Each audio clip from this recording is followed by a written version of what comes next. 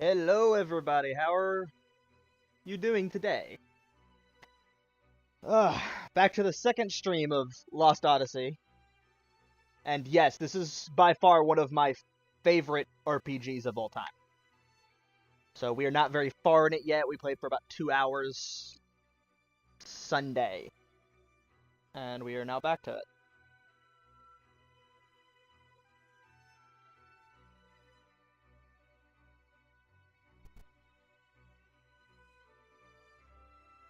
So let's get back to the game.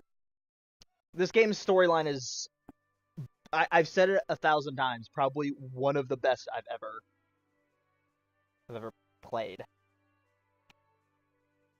We just got through with the first 1,000-year dream. I'm not gonna play it again because, dear Lord, it was bad. I was a little bit emotional. It was sad. A sad story, of course, as all of the 1,000-year dreams are most of the time. But it's what makes this game, in my opinion. Last save game.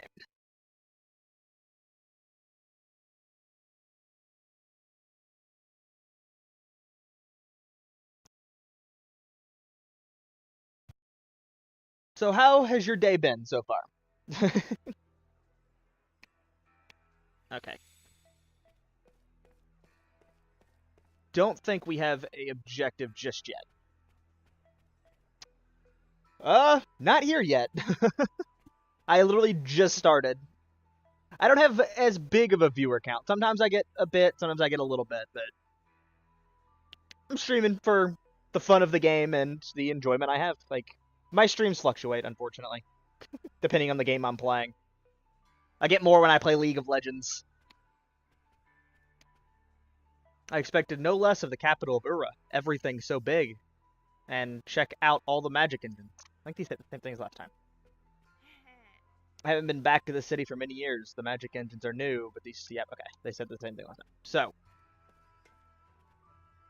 Okay. I haven't played this game... Wow. Well over 10 years, I think? Give or take? Did you sleep well? No messages for you yet, I'm afraid. We'll hold any messages that come for you here, so please, don't hesitate to take a stroll outside. I'm sure you'd like to forget the horrors of the battlefield. Oh, by the way, feel free to use any of the items you find here. They are compliments of the house. I've already taken everything. It's all mine.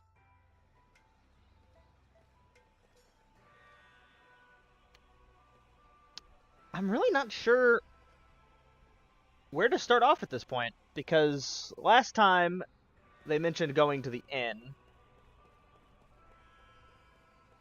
which it did.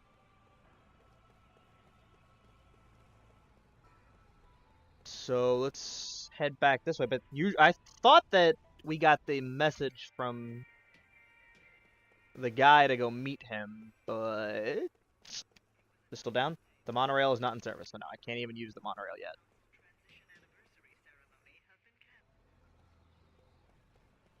Can I just go to his place then? Yeah, I remember almost nothing of this game besides minor bits and pieces. It's been so long since I played it. I think I may have to turn up the game volume a bit. Hold on.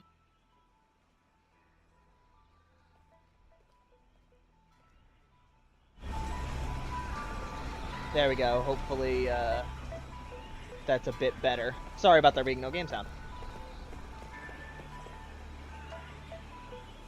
So we're just gonna head to the house and see if that is the correct way to go. Whoop.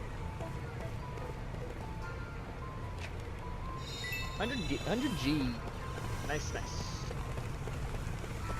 I still don't think there's really much for me to buy, but...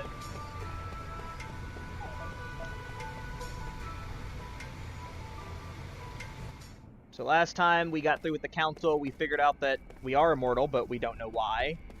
Gongora apparently put some spell on us, according to him, and he is now under construction of Grand Staff, which we are being sent to investigate. By direct orders of the council, no one is allowed to see Lord Gongora. Give up and go away. Oh, isn't that just nice? But we were supposed to investigate because a giant meteor crashed. He has been put on house arrest until we are finished. That about covers it up. There's one other immortal that we have mentioned, and we're supposed to go on a mission with them. There's more people out today.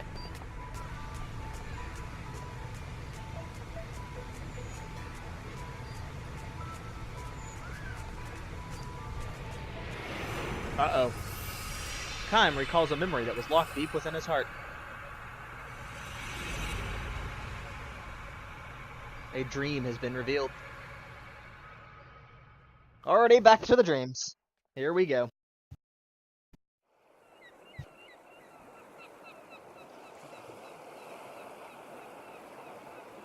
Lovely white flowers mark the town. They bloom on every street corner. Not in beds or in fields set aside for their cultivation, but blending naturally and in profusion with every row of houses, as though the buildings and the blossoms have grown up together.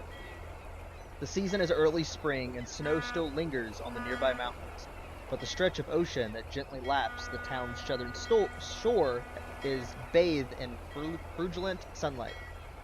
This is an old and prosperous harbor town. Even now, each day its piers see many cruise ships and freighters come and go. Its history, however, is sharply divided between the time before and the time after an event that happened one day long ago. People here prefer not to talk about it. The watershed engraved upon the town's chronology. We'll go with that. I can't pronounce. I'm sorry. The memories are too sorrowful to make stories out of them. Kaim knows this, and because he knows it, he has come here once again. Passing through, the tavern master asked him. At the point of his voice, Kaim responds with a faint smile. You're here for the festival, I suppose. You should take your time and enjoy it. The man is in high spirits. He has joined his customers in a glass after glass until now, and is quite red in the face. But no one shows any signs of blaming him for overindulging. Every seat in the tavern is filled, and the air reverberates with laughter. Happy voices can be heard now and then, as well from the road outside. The entire town is celebrating. Once each year, the festival has people making merry all night long until the sun comes up. I hope you've got room for the night, sir. Too late to find one now. Every inn is full to overflowing. So it seems. Not that everyone would be foolish enough to spend the night like this quietly tucked away under the cover of his room. The tavern master winks at Kaim as if to say, not you, sir, I'm sure. Tonight we're going to have the biggest, wildest party you've ever seen.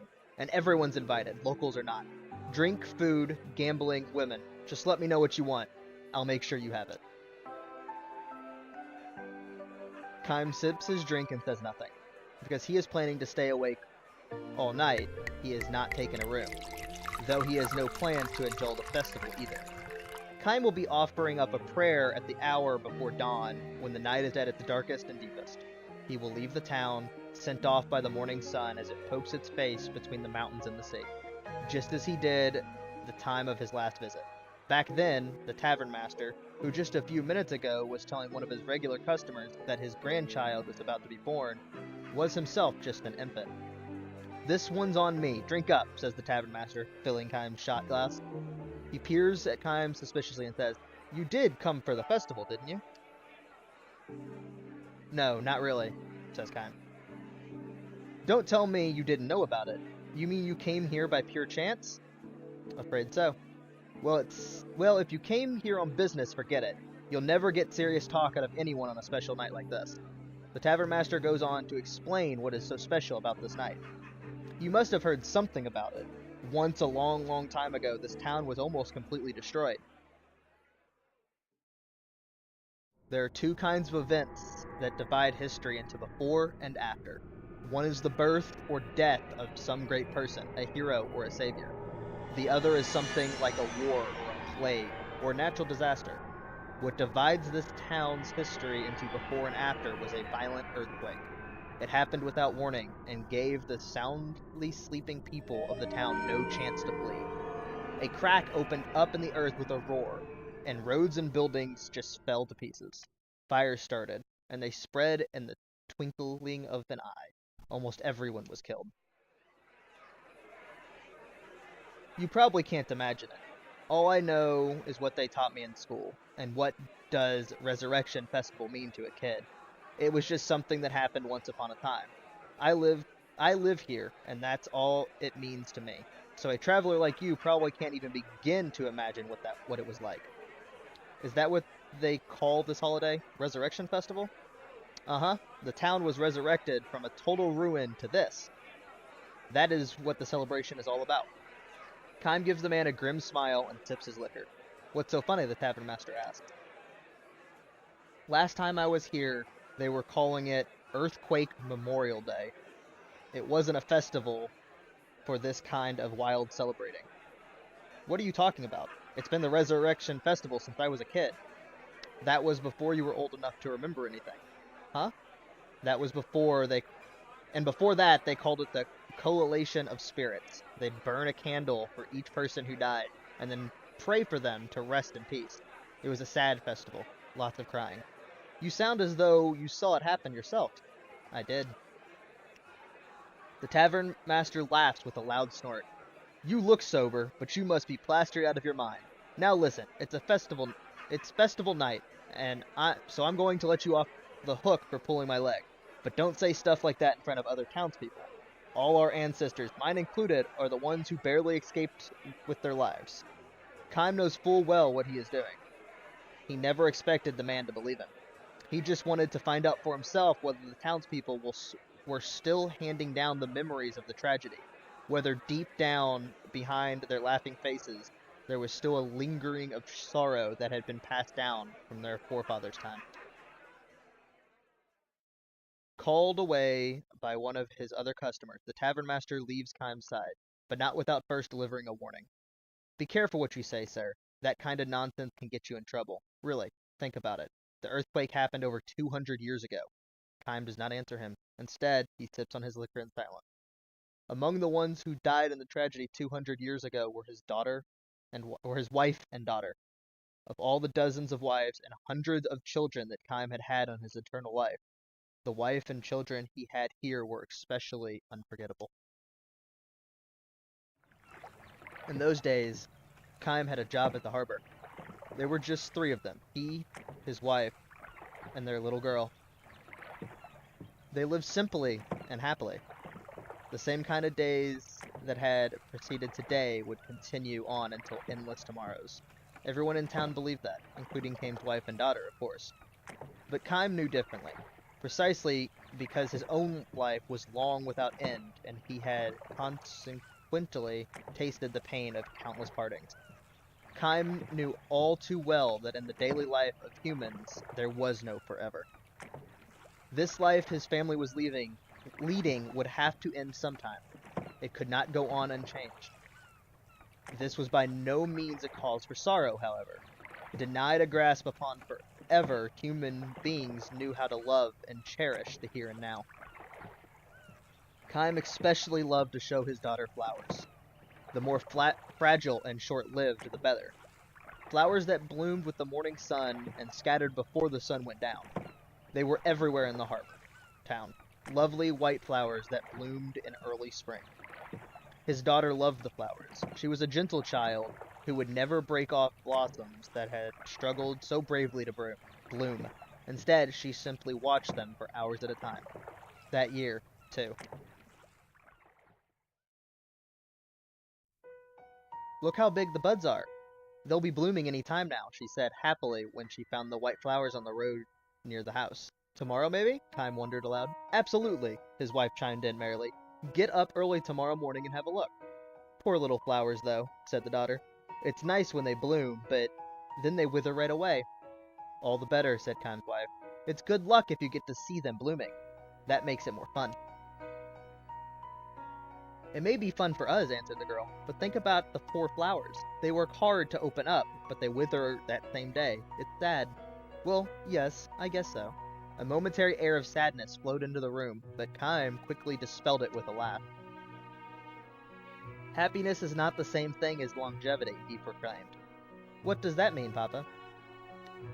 It may not bloom for long, but the flower's happy it can open up the prettiest blossom and give off the sweetest perfume it knows how to make while it's blooming. The girl seemed to have trouble grasping this, and simply nodded with a little sigh. She then broke into a smile and said, "It must be true if you say so, Papa." Your smile is more beautiful than any flower in full bloom. She should have said it to her. Kime later regretted that he had not. The words he had uttered so carelessly, he came to realize, turned out to be something of a prophecy. Well now, young lady, he said, if you're getting up early to see the flowers tomorrow morning, you'd better go to bed right now. All right, Papa, if I really have to. I'm going to bed now too, said Kime's wife. Okay then. Good night, Papa. His wife said to Kime, Good night, dear. I'm really going to bed now. Good night, Kime replied, enjoying one last cup to ease off the day's fatigue. These turned out to be the last words the family shared. A violent earthquake struck the town before dawn. Kime's house collapsed in a heap of rubble. Kime's two loved ones departed for that distant other world before they could awaken from their deep sleep, and without ever having the chance to say good morning to him. The morning sun rose on a town that had been destroyed in an instant. Amid the rubble, the flowers were blooming. The white flowers that Kime's daughter had wanted so badly to see. Kime thought to lay a flower in offering on his daughter's cold corpse, but abandoned the idea. He could not bring himself to pick a flower. No one, no living being on the face of the earth, he realized, had the right to snatch a life of a flower that possessed that life for only one short day. Kime could never say to his daughter, You go first to heaven and wait for me. I'll be there before long. Nor would he ever know the joy of reunion with his loved ones. To live for 1,000 years meant bearing a pain of 1,000 years of parting. Kime continued his long journey. A dizzying number of years and months flowed. I did not get to read that in time. Kime continued his journey. After a while, he rarely thought about his wife and daughter to whom he had spent those few short days in the harbor town, but he never forgot them. Kime continued his long journey, and in the course of his travels, he stopped by this harbor town again.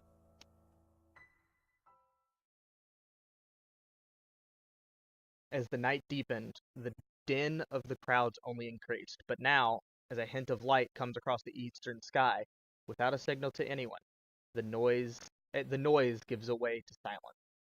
Kime had been standing in the town's central square. The revealers, too, had found their way here one at a time, until almost before he knows it, the stone-paved plaza is filled with people. Kime feels a tap on his shoulder. I didn't expect to find you here, says the tavern master.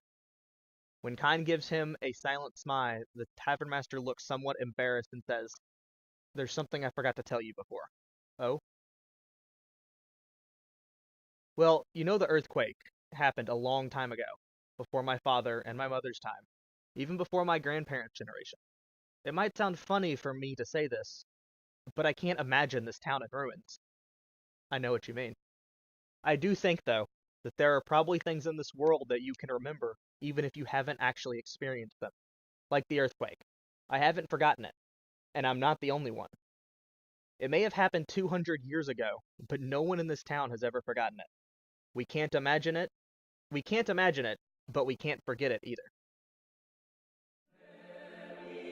Just as Kime nods again to signal his understanding, the tavern keeper's words, a somber melody echoes through the square.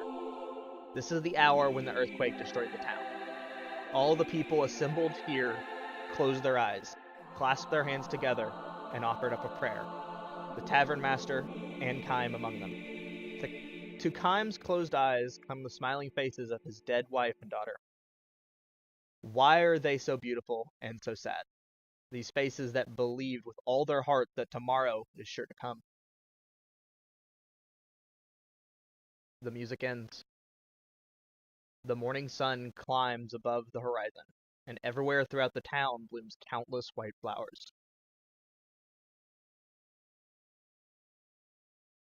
In 200 years, the white flowers have changed. The scientists have hypothesized that the earthquake may have changed the nature of the soil itself, but no one knows for sure. The lives of these flowers have lengthened. Where before they would bloom and wither in the space of a single day, now they hold their blooms for 3 and 4 days at a time. Moisture by the dew of light, bathed in the light of the sun, the white flowers strive to live their lives to the fullest, beautifying the town as it strives to live out a portion of life denied to those whose tomorrows were snatched away from them forever. Doesn't matter how many times I will read that. It is sad every time.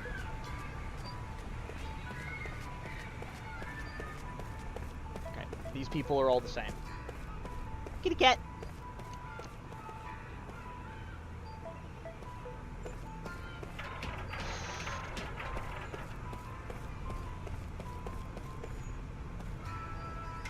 Lieutenant Argonon, is it? Councilman Gongora is currently serving his suspension. I believe you have your own mission to handle, yes? Okay, where do I go for it?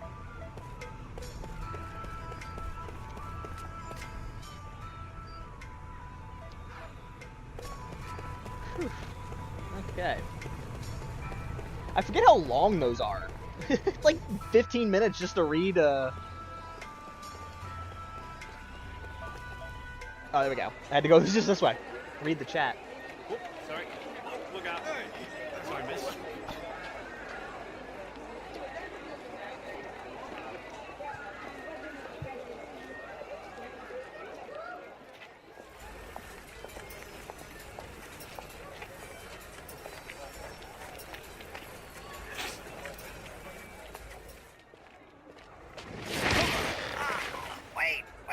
Wait, let go! My throat! My throat! Damn! Why are you following me? You're Kai Marganar! I mean, Lord Gongora asked me to do it! It's the truth! I'm supposed to tell you to go to his manor. He has something important to tell you. You are? Jansen, messenger for Lord Gongora. At your service. God damn it, Jansen.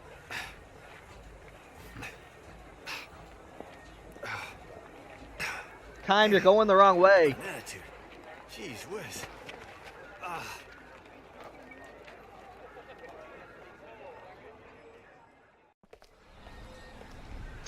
I see a wild poll in chat. I guess I'll go to the manor.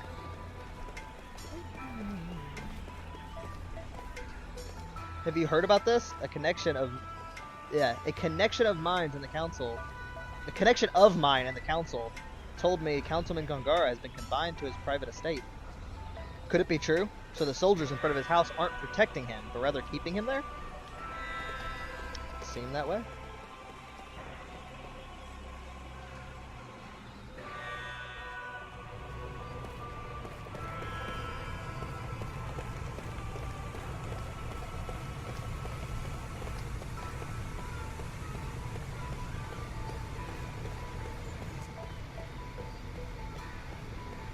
Running into a thing.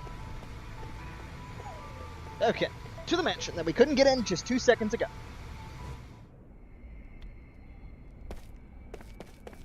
Are they gonna let us in this time? I'm gonna say. Mainly because I don't want to have to read through that story again.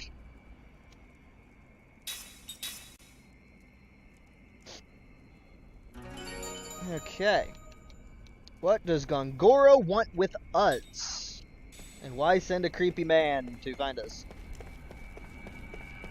Who we need to kill. Lord Tolton is currently visiting. Please wait a little longer.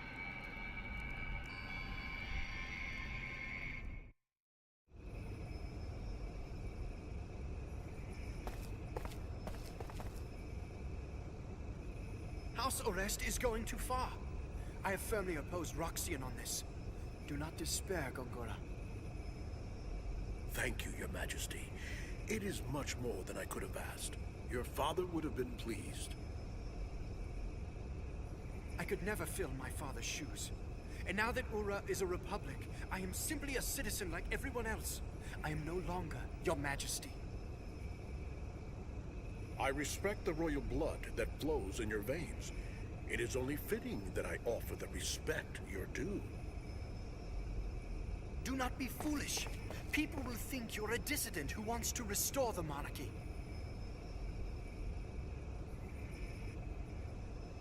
I'm truly happy that you have come to see me. You've always been so kind. You taught me the rudiments of magic. I cannot help but be kind to you in return. I cannot understand Roxian. I believe he intends to stop work on Grand Staff. It makes me angry, Gongora. Our entire nation has benefited from magic energy, yet he does not understand the significance of Grand Staff. If we can increase magic energy with Grand Staff, just think how much better our people's lives would be. We would no longer need soldiers. You have seen the future of Ura, and how Grand Staff can make it happen. Roxian's vision is too narrow for our nation to grow. I am sorry you had to witness that. There is no need to apologize. I'm happy Your Highness understands. But even if they stop Grand Staff, we could develop a newer and far better magic engine. Please let me know what you need, Gongora. I can help you. I am unworthy, Your Highness.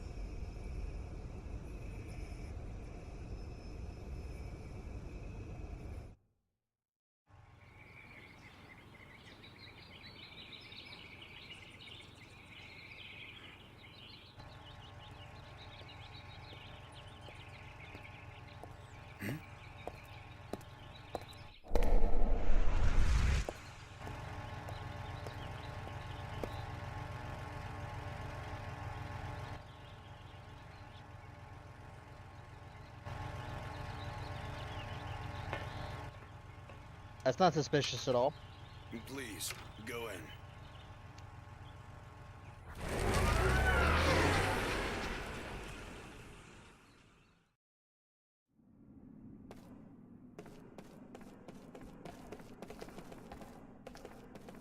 Good to see you, Lieutenant Argonaut. Lord Gongora is waiting for you. Well, well, Lieutenant Argonaut. Your host Gongora has been waiting for you. I'm not going through that door. Searching the house.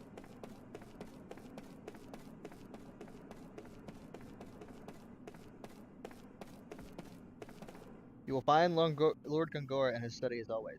Go through this door and take the left. I guess I could have gone through that door.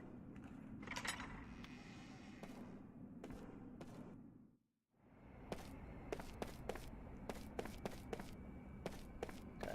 I can't do anything with this yet. I remember those things are a thing. I don't remember how to do them or when I get access to or what it does. I just remember them being a thing.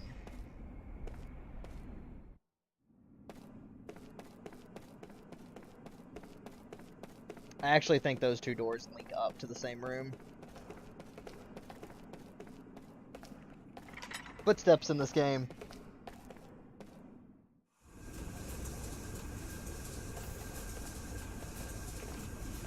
Excellent timing, Lieutenant Argonaut. Prince Tolton has just left. Don't let ma'am, should I kick this and take the item instead? A seed! I don't remember what those do. The likes of Lord Roxton would never understand the true merits of the great Lord Gongora. Holding him accountable for such a minor error? Laughable. Truly laughable. The Grand Staff is the brainchild of Lord Gongora's research into magic. Those pigs on the council have no idea of its true worth.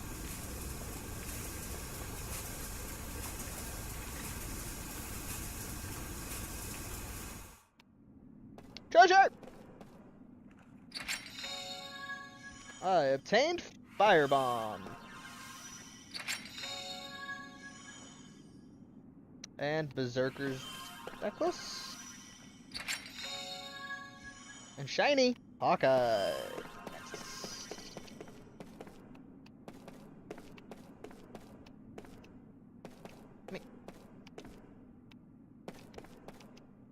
Damn, let me through!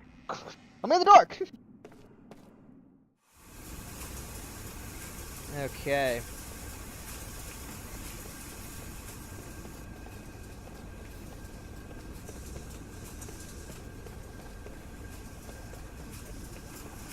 No! I didn't mean to trigger it. I thought, damn it. Oh well. That woman. How could she be in Ura without me knowing?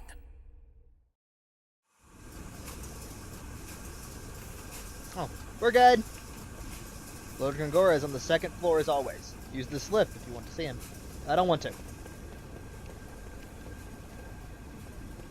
Those lowly hacks on the council. How dare they get in the way of Lord Gongora's research? Yeah. 2 quality iron sands.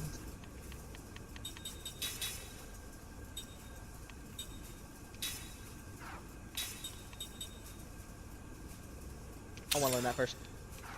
That is important. Do I have to use abilities? Like, do I have to link them? Skill. Skill link.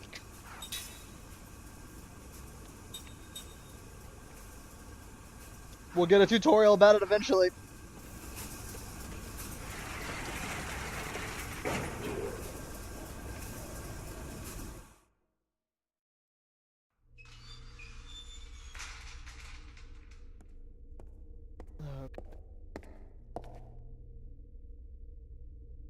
Good, you're here.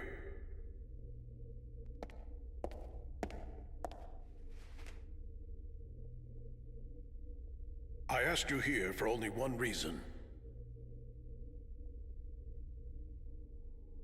Hold on.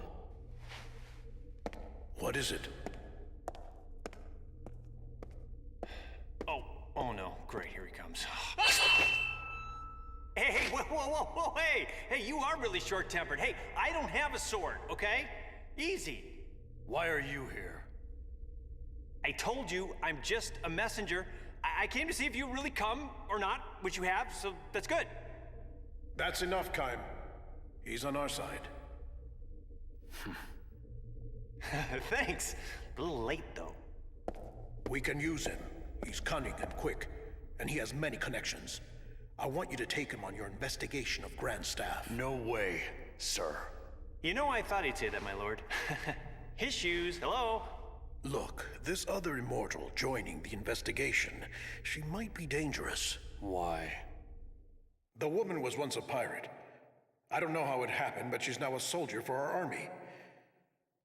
Well, the past is the past, and I know little else about her. Take Jensen with you.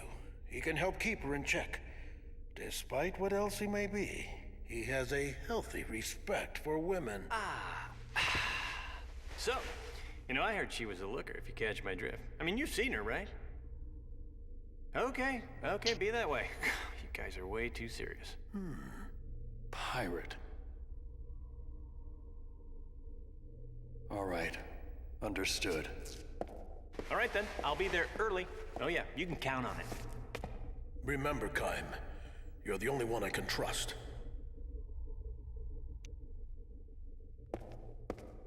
I can't leave here for a while. The Grand Staff is my life's work. So if something is wrong, I want you, with your immortal powers, to find out what it is. Understood? You'll be briefed later. You should go now. I'll be right behind you. Shut up, Jansen! Oh, he's gonna be fun to work with. This is for your trouble. Wow, nice. You know, my lord, I've been thinking, working with this guy, it's like playing with fire. I mean, did you see his eyes? I mean, that's creepy. I got a bad feeling about this whole thing. I mean, this little guarantee is not gonna be enough, I'm afraid, to keep an eye on him. You're gonna have to give me a little bit more, you know what I'm saying?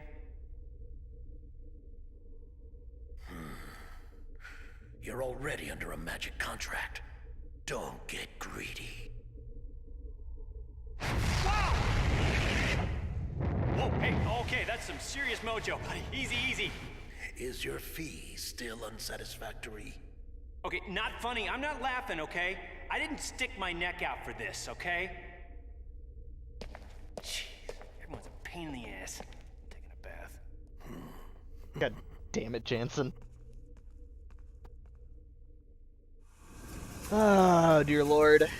Okay. Let's get out of this house. Oh, oh, oh. Scene change. Scene change!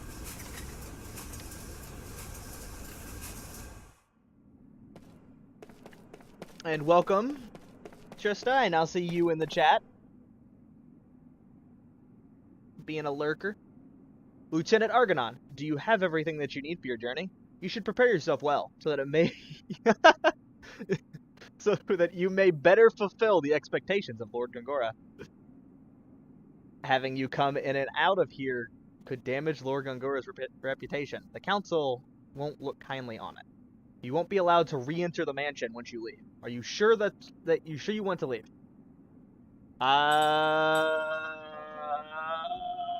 Yeah. I check my viewers a lot. Or try to.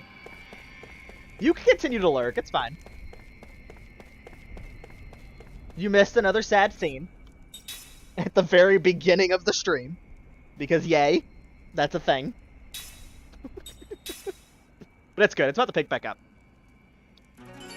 It's generally the memories. I can't remember how many of the memories are sad and how many are happy ones. So, there's that. I also don't think I know how to unlock them all.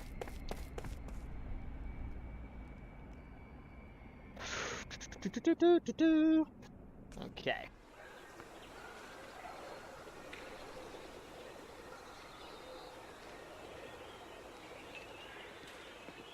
Hey! I've been looking everywhere for you. Ignored. I heard about the Grand Staff investigation. Looks like we both got the short end of the stick. It's not enough that we just keep surviving, eh?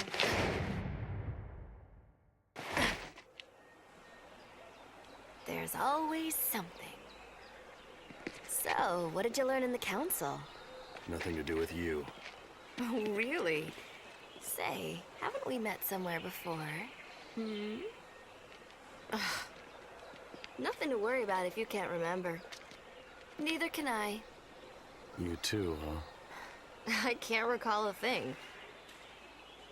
All I know is that my name seems to be Seth Balmore. People say I used to be a pirate.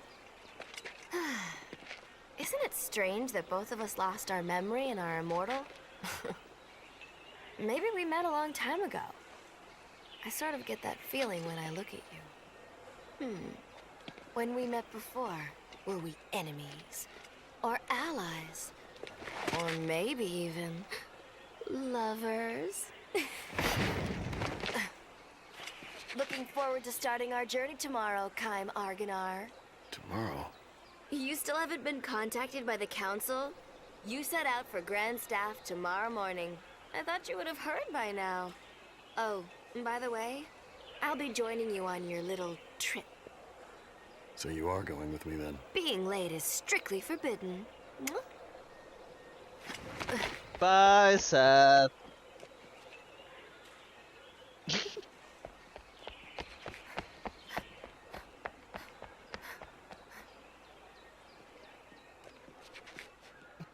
Kaim just doesn't give a shit. Okay.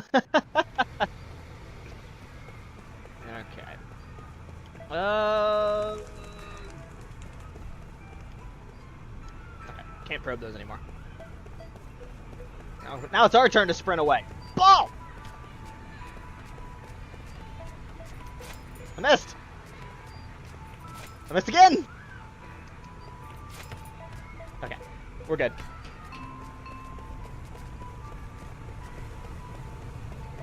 Don't judge me. The little things in games like that amuse me. Okay, is the person in the shop back yet? Or is he still gone? I think I have to encounter him? Maybe? Yeah, he's gone. Let me buy shit!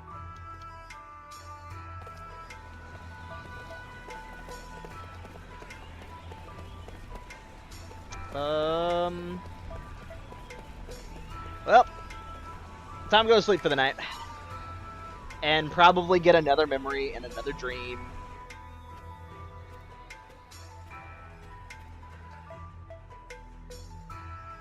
Welcome back. I received a message from the council earlier. Yours report to the Grand Gate for your next mission. If you head to the station, you can either take a monorail or pick up a taxi to the Grand Gate. Be careful out there.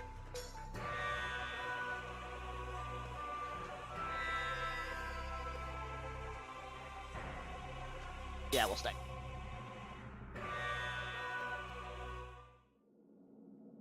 Are you gonna unlock another one? Doesn't look like it. Oh, wait. I don't know if I get these in order or not, but there are a lot. I might want to walk around town for a bit and see if I can unlock another one. Though they take forever to read. They're entertaining and good story. So...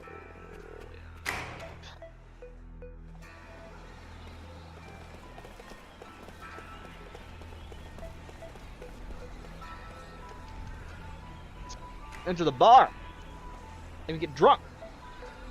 Drunk before the mission. It's always a good idea.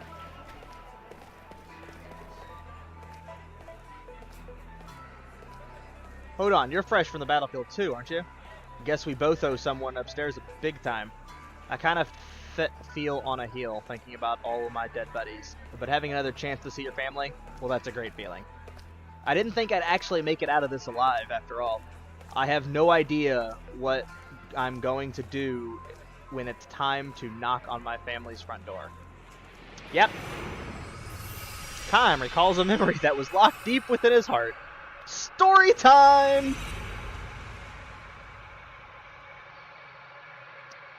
A dream has been revealed.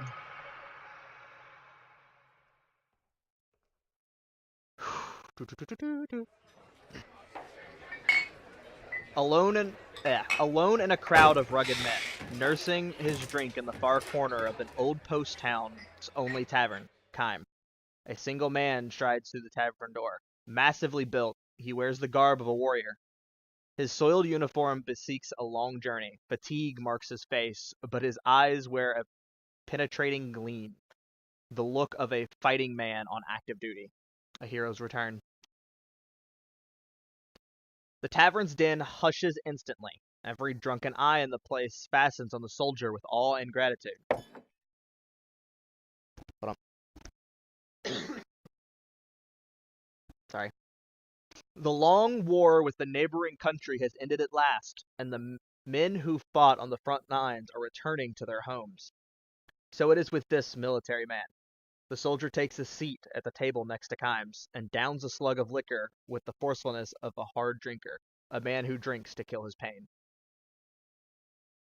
2 cups. 3. 4. Another customer approaches him, bottle in hand, wearing a grating grin. A typical crafty town punk. Let me offer you a drink, wheedles the man, as a token of gratitude for your heroic efforts on behalf of the fatherland. The soldier unsmilingly allows the man to fill his cup. How was it at the front lines? I'm sure you performed many valiant deeds on the battlefield. The soldier empties his cup in silence. The punk refills the cup and adopts an even more fawning smile. Now that we're friends, how about telling me some war tales? You've got such big, strong arms. How many soldiers did you kit without a word? The soldier hurls the contents of his cup in the man's face. The punk flies into a rage and draws his knife. No sooner than does it leave its sheath than Kime's fist sends it flying through the air. Faced with the powerful, united front of Kame and the soldier, the punk runs out, muttering curses. The 2 big men watch him go, then share a faint smile. Kime doesn't have to speak with the soldier to know he lives in deep sadness. For his part, the soldier, having cheated death any number of times, is aware of the shadow that lurks in Kime's expression. The tavern's din returns. Kime and the soldier pour each other drinks. I've got a wife and a daughter I haven't seen since I shipped out, says the soldier. It's been 3 long years. He lets himself smile shyly now for the first time as he takes a photograph of his wife and daughter from his pocket to show Kime. The wife, a woman of dewy freshness, and the daughter, still very young. They're the reason I survived. The thought of going home to them alive was all that sustained me in battle. Is your home far from here? No, my village is just over the next pass. I'm sure they've heard the news that the war is over and can hardly wait to have me home. He could get there tonight, but if he wanted to badly. It was that close. But the soldier dons a mouthful of liquor and groans. I'm afraid. Afraid of what? I want to see my wife and daughter, but I'm afraid to have them see me. I don't know how many men I've killed these past 3 years. I had no choice. I had to do it to stay alive. If I was going to get back to my family, I had no choice but to kill one enemy soldier after another. And each and every one of those men had families they had left at home. It was the code of war, the soldier's destiny. To stay alive in battle, you had to go on killing men before they could kill you. I had no time to think about such things at the front. I was too busy trying to survive. I see it now, though. Now that the war is over. 3 years of sin are carved into my face. This is the face of a killer. I don't want to show this face to my wife and daughter. The soldier pulls out a leather pouch from which he withdraws a small stone. He tells Kime it's an unpolished gemstone, something he found shortly after he left for the battlefield. A gemstone, Kime asks, unconvinced. The stone on the table is a dull black without the hint of a gleam a gem should have. It sparkled when I first found it. I was sure my daughter would have loved it when I brought it home to her. Gradually, though, the stones lost its gleam and turned cloudy. Every time I killed an enemy soldier, something like a stain of his blood would rise to the surface of the stone. As you can see, it's almost solid black now after 3 years. The stone is stained by the sins I've committed. I call it my sin stone. You don't have to blame yourself so harshly, says Kime. You had to do it to stay alive. I know that, says the soldier. I know that, but still, just like me, the men I killed had villagers to go home to, and families waiting for them. The soldier then says to Kime, you too, I suppose, must have a family. Kime gives his head a little shake. Not me, he says. No family. A home village at least? I don't have any place to go home to.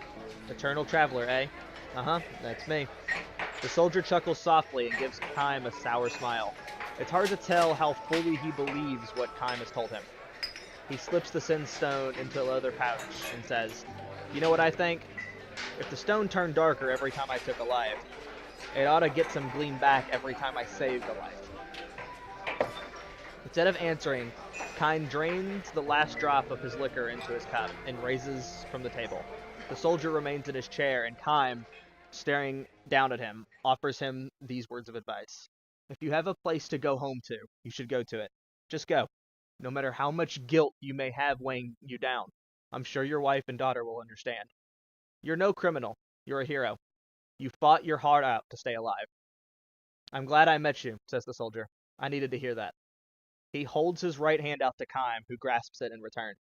I hope your travels go well, says the soldier. And your travels will soon be over, says Kime with a smile, staring for the door. Just then, a punk charges at Kime from behind, wielding a pistol. Watch out! He bellows the soldier and rushes after Kime. As Kime whirls around, the punk takes aim and shouts, You can't treat me like that, you son of a bitch. The soldier flies between the two men and takes a bullet in the gut. And so, as he desperately wished to do, the soldier has saved someone's life. Ironically, it was the life of Kime, a man who can neither age nor die, that the soldier has traded his one and only life.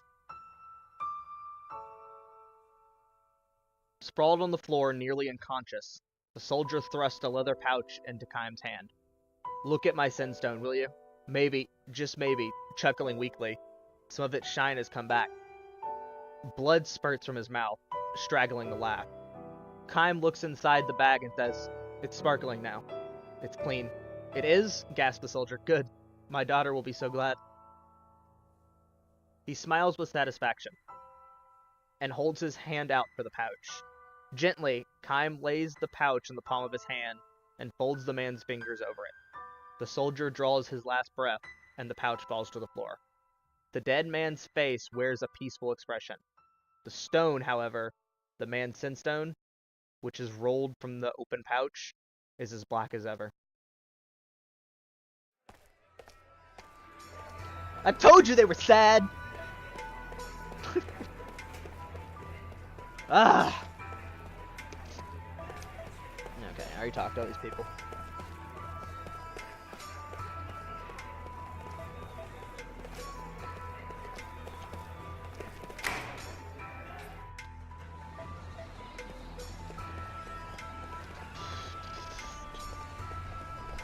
I missed the other way. What's that? Bork, bork, bork! Bork, bork, bork!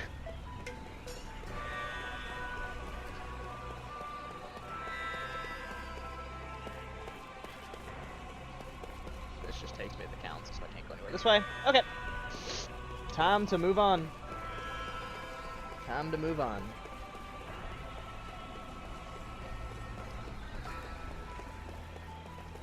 As sad as all of the stories are, each one has a very strong meaning to it. Which is one reason I love the side stuff in the background of this game. This game's morals are amazing. As funky as people run, talk, and weirdly the game looks. Let's see. It was announced today that parades planned for the upcoming Ura Council Transition Anniversary Ceremony have been cancelled, and that the ceremony will now be held only within the royal residence. This is said to be out of consideration for people who lost loved ones in the tragedy of violence. The Uran citizen that Why am I... reported missing. Why did I just walk around in like 3 circles just to get to the center of the elevator for it to go up? Game! Why'd you do this?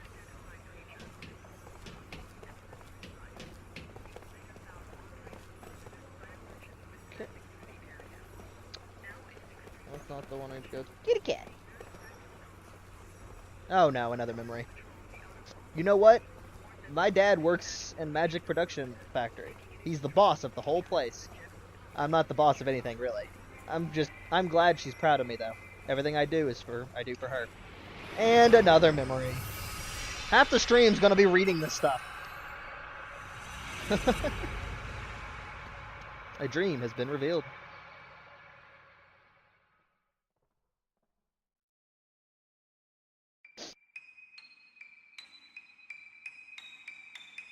Little liar.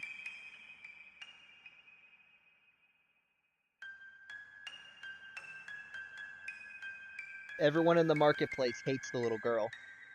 Not yet 10 years old, and far from having outgrown the sweet innocence of childhood, she earns only open contempt from the grown-ups who have shops in the marketplace. The reason is simple. She lies about everything. Hey, mister, I just saw a burglar go into your house. Look, lady, everything just fell off your shelves. Hey, everybody, did you hear what the traveler said? Bandits are planning to attack this market. Even the most harmless white lies can be annoying if repeated often enough, and the shopkeepers have found themselves growing angry. You better watch out for her too, the lady greengrocer warned Kime. Nobody here falls for her lies anymore, so she's always on the lookout for newcomers or strangers. Somebody like you would be a perfect target for her. She could be right. Kime is new to the town. He arrived a few days ago, and has just started working in the marketplace today. What do her parents do? Kime asks while unloading a cart full of vegetables. The woman frowns and shakes her head with a sigh. She doesn't have any. They died? The mother did, at least, maybe 4 or 5 years ago. She was a healthy young woman who never so much as caught a cold in her life. Then one day she collapsed, and that was it for her. How about her father? She sighs even more deeply before and says, he left to find a job in the city. The parents used to operate a variety of stores in the market, though the mother almost single-handedly took care of the actual buying and selling of many goods they carried. As soon as she died, the shop's fortunes took a plunge. It wasn't until it was eventually taken over by someone else. The father went off to the distant capital city in search of a good-paying job that would enable him to cover their debts.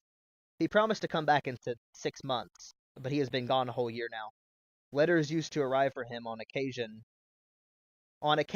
care of his friend the tailor, but those two gave out about 6 months ago.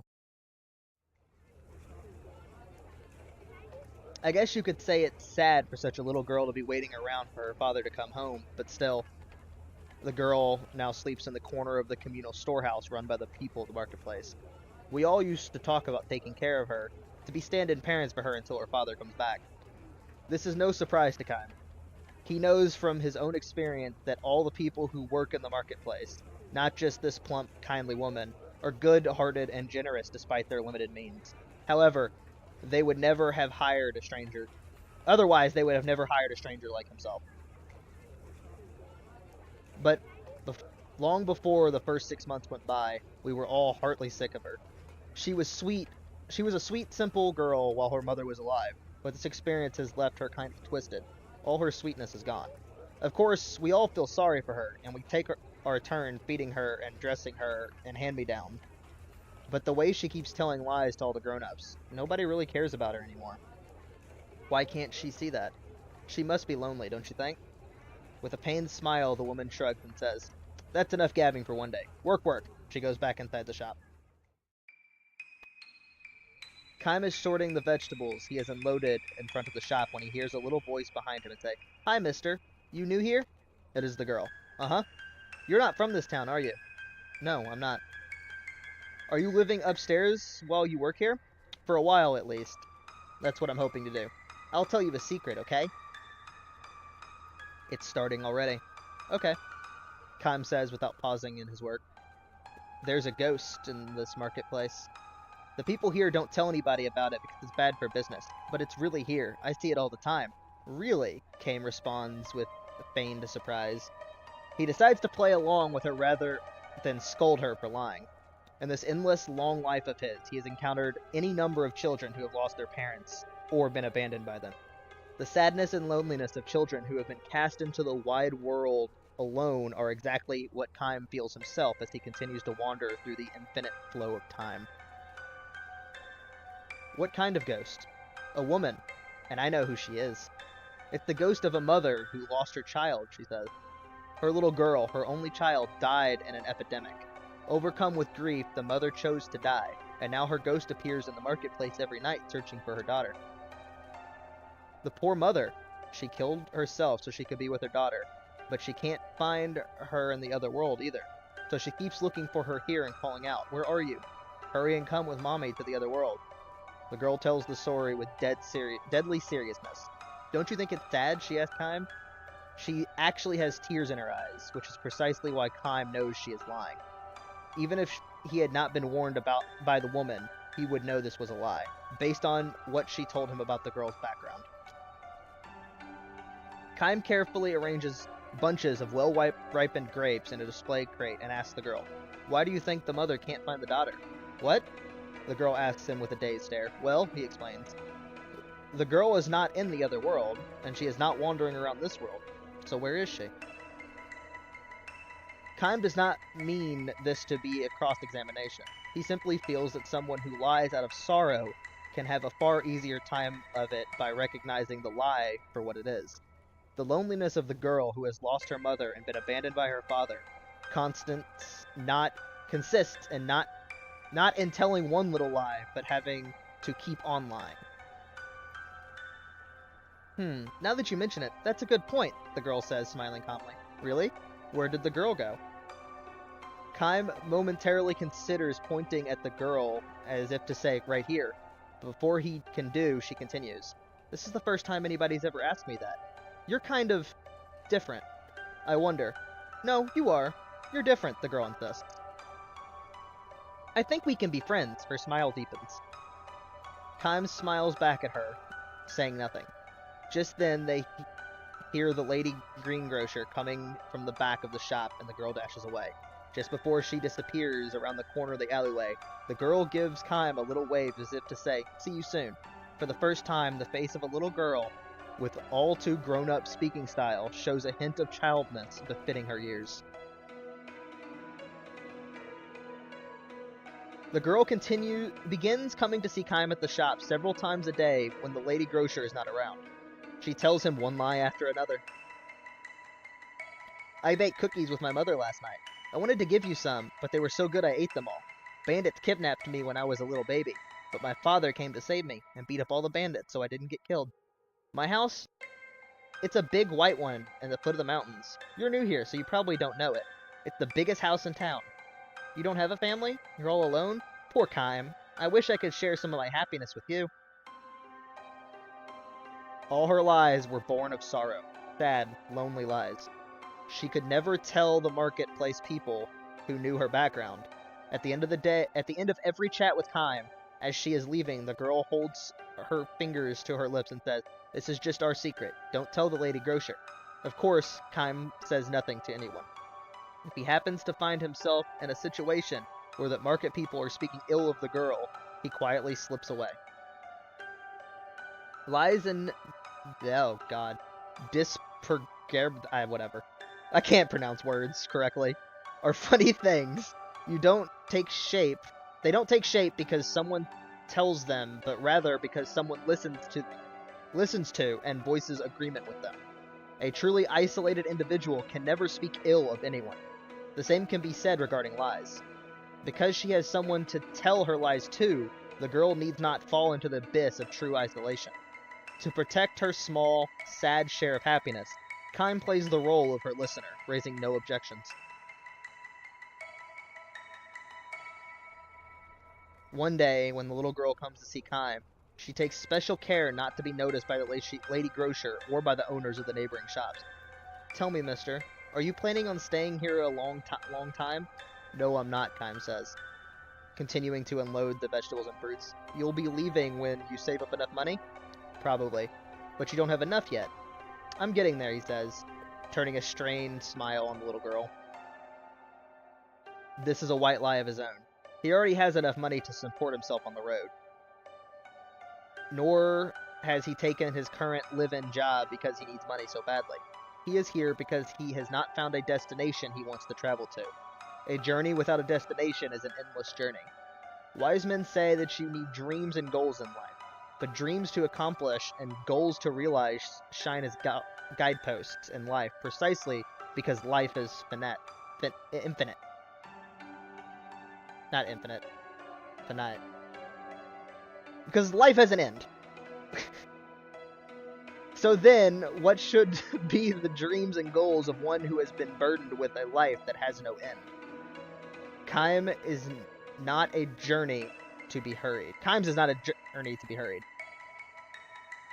Nor is it one that can be hurried. Perhaps drifting day after day with no destination cannot be called a journey.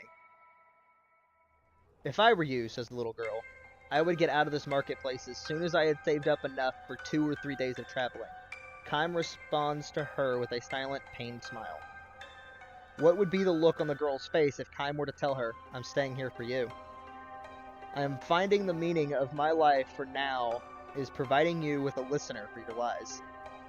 The moment those words come to mind, words he can never actually speak to her, the girl looks around furtively, and says in a near whisper, if you want to get out of here soon, I know of a good way you can do it. A good way? Sneak into the tailor's and steal his money. There's a little pot in the cabinet at the back of the shop. It's full of money. Are you telling me to steal it? Yes. She looks straight at Kaim without the slightest show of doubt in her eyes. In all seriousness, she goes on to explain. The tailor deserves to have his place robbed. The money pot, she says, is tainted. I know this girl, a good friend of mine, she says, and it's so sad about her. Her mother died, and her father went off to work in the capital, and she's all alone. Her father was supposed to come and get her after 6 months, but she hasn't heard a thing from him. Yet another lie born of sorrow. Kaim calmly asks, is there some connection between your friend and the tailor? Of course, she says, a close connection. What's really happened is the father was sending her money every month the way he was supposed to help make her life in town a little easier. And he kept writing to her. He wanted to tell her he found a good job in the city and she should come and live with him right away. He's too busy to come for her, so she has to come to him. And he sent her money for the trip. but none of the letters or the money ever reached the girl. Why do you think that is? Before Kime can answer, the girl says, the mistake he made was to send the letters and money care of the tailor. He has been keeping all the money for himself. Kime looks away from the girl. In order to prop up one sad lie, the girl has piled on an even sadder one. A lie that can hurt another person. This is the saddest thing of all. The lock on the tailor's back door would be really easy to break, the girl adds, and she gallops away without waiting for Kime's reply.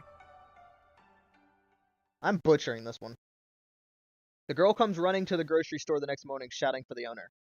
She says directly to the woman, not to Kime, burglars broke into the tailor shop last night. She says she saw a number of burglars sneaking in last night after the marketplace emptied. Oh my, says the woman with a forced smile. That must have been just terrible. She is obviously not taking the girl seriously. But it's true though, I really saw them. Look, little girl, I've had just about all I can take from you. You're such a little liar. It scares me to death to think about you growing up to be a burglar or a con artist or something. I'm busy trying to open my shop now. Do you mind? Try it on someone else. She is hardly through speaking when someone just outside shouts, help! Somebody come! The tailor is standing in the street looking horrified and screaming at the top of his lungs. Burglars! They took all my money! The little girl slips away as the tailor comes in. The marketplace is in an uproar. The girl was not lying. That much was certain. But all too accustomed to her lies, people now suggest the possibility of another kind of lie. Maybe she did it. What do you think? And so it begins. I think you may be right. Talk about play acting. I wouldn't put it past her. Let's go find her. We'll make her tell, even if we have to get a little rough on her. No one objects to the suggestion. Some run off to the storehouses while others search the marketplace. We can't find her anywhere. The storehouse is empty. She ran away with the money. All the searchers return with their reports and speculations. Kime finally understands everything. After all her sad lies, the girl has left behind one final truth. She couldn't have gotten far. Yeah, we can still catch her. The little thief. Wait till I get my hands on her. The men rage and the women fan the flames. Good. Give her what she deserves. We were so nice to her, and now look at how she treats us. We can't let her get away with it. A dozen men start to run after her, but Kime stands tall in the road, blocking their way. Hey, move it. The men are out for blood, but Kime knows... The men are out for blood, but Kime knows if he felt like it, he could knock them all down and they wouldn't be able to lay a finger on him. Instead, he relaxes his powerful stance, throws a leather coin pouch on the ground in front of the men. The stolen money was in there, he says. What? Sorry, I stole it. A confused stir quickly turns into angry shouts. Kime raises his hand to show he will not resist. Do what you like with me. I'm ready. The lady grocer breaks through the wall of men shouting at him. How could you do this, Kime? I wanted the money, that is all. And you're not just saying this to protect the girl? The woman's intuition is too sharp. Forcing a smile, Kime turns to the tailor and says, It was in the pot in the cabinet, right?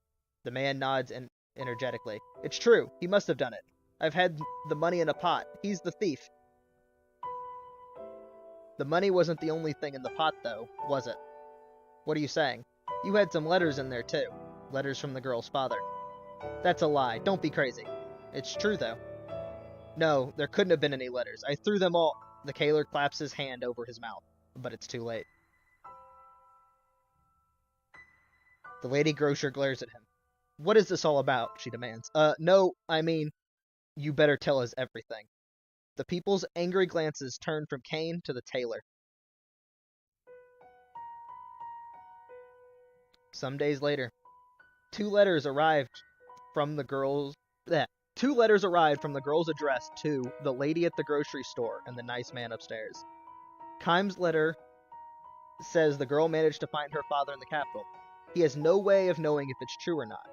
It is hard to imagine a little girl finding her father in a big city so easily without knowing his address or workplace. Still, he decides to believe it. When a girl's letter says, I am happy now.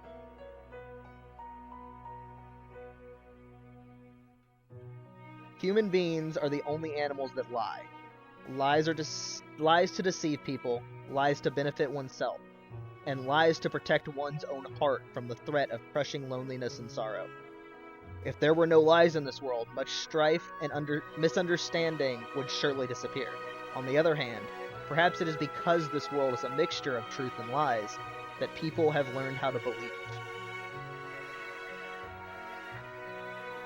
When he's through reading the letter, Kime turns to the woman, concentrating on her own letter. She shyly raises her hand when she senses Kime looking at her. I give up, she declares. Listen to this. I'm so grateful to you and the others in the marketplace for all you have done for me. I will never forget you for as long as I live. A liar to the bitter end, that girl, she says, smiling through her tears.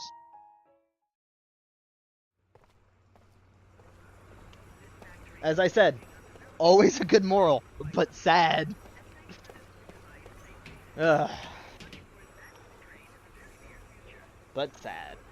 Thank you for riding the monorail today. We will be departing for the Great Gate shortly. I butchered that one though.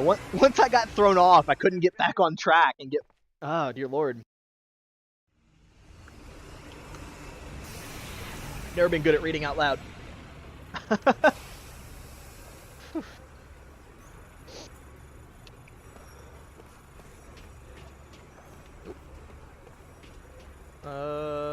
What? Oh, there we go. I got a seed!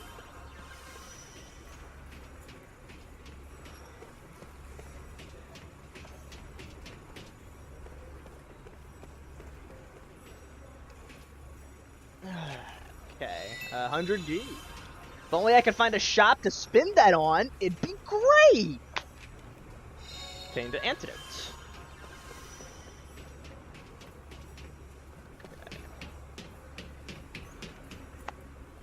Okay.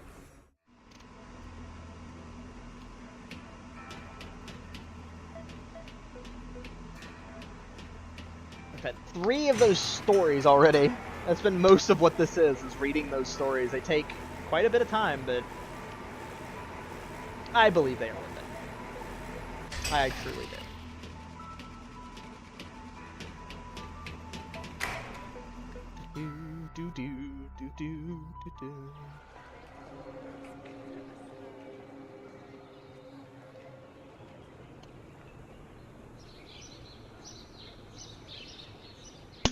Why aren't we leaving? We should have already been gone by now. I'm waiting for somebody. What? Who? There's somebody else on the team. Huh? I haven't heard about that. I have.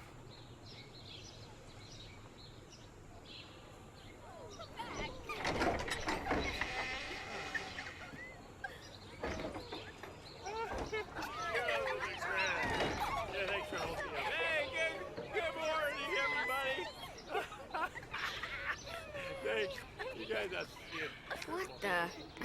This is the other guy? Yeah. Whoa, baby. What a... I can't believe I love He reeks of booze. Why are you late? Can't you tell? A man's got to do certain things before leaving on a mission like this. I knew what I had to do. God damn it, Jansen.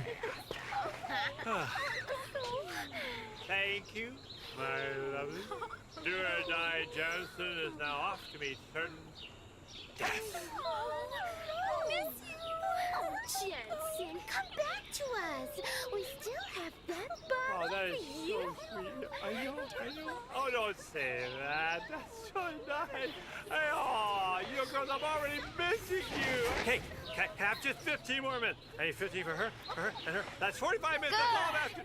Like we would wait for you, you worthless drunk.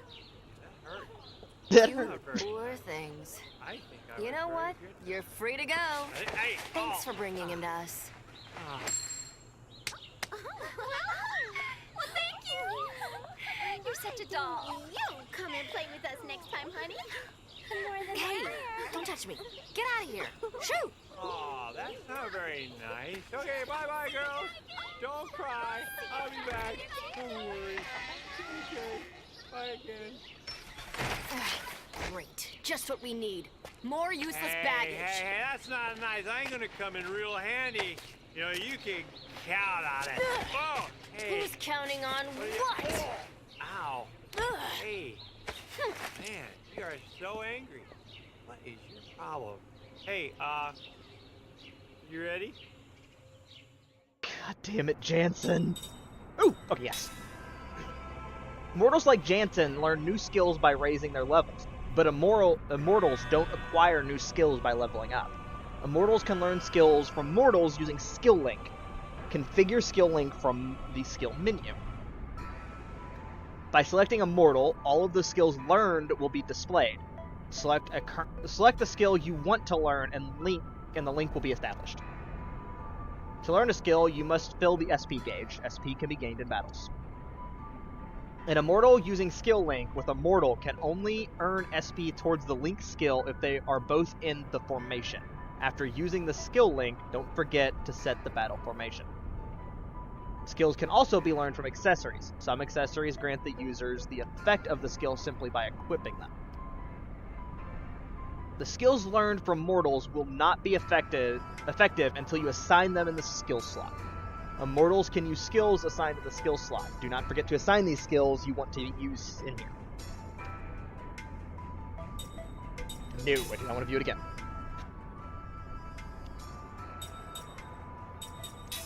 Okay, Kime, let's see. Skill Link with Jansen. Work on Steel. Skill Link with Jansen, work on Steel. Set. Okay.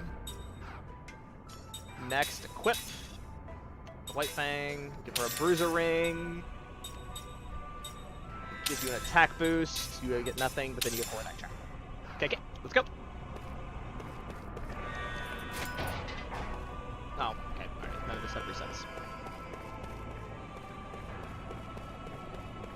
Time to go.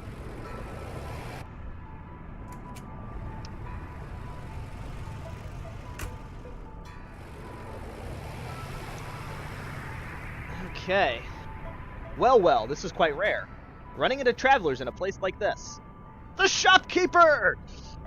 If you're going on a journey, then you've sure lucked out running into me. I've just got some new wares in stock, so take a look while I have it to offer.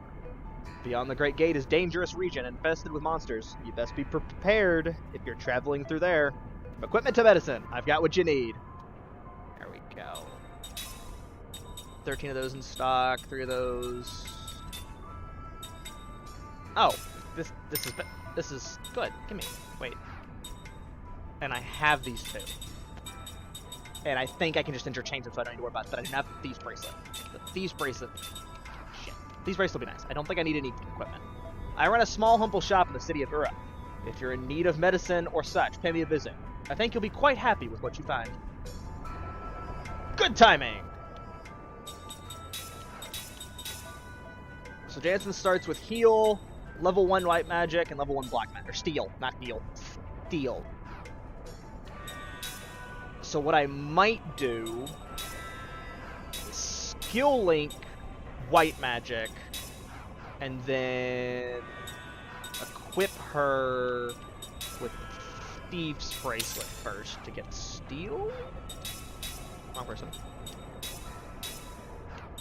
Just got enhancements. Okay. I think we're just about ready. Let's go. Okay. Oh, the world map music.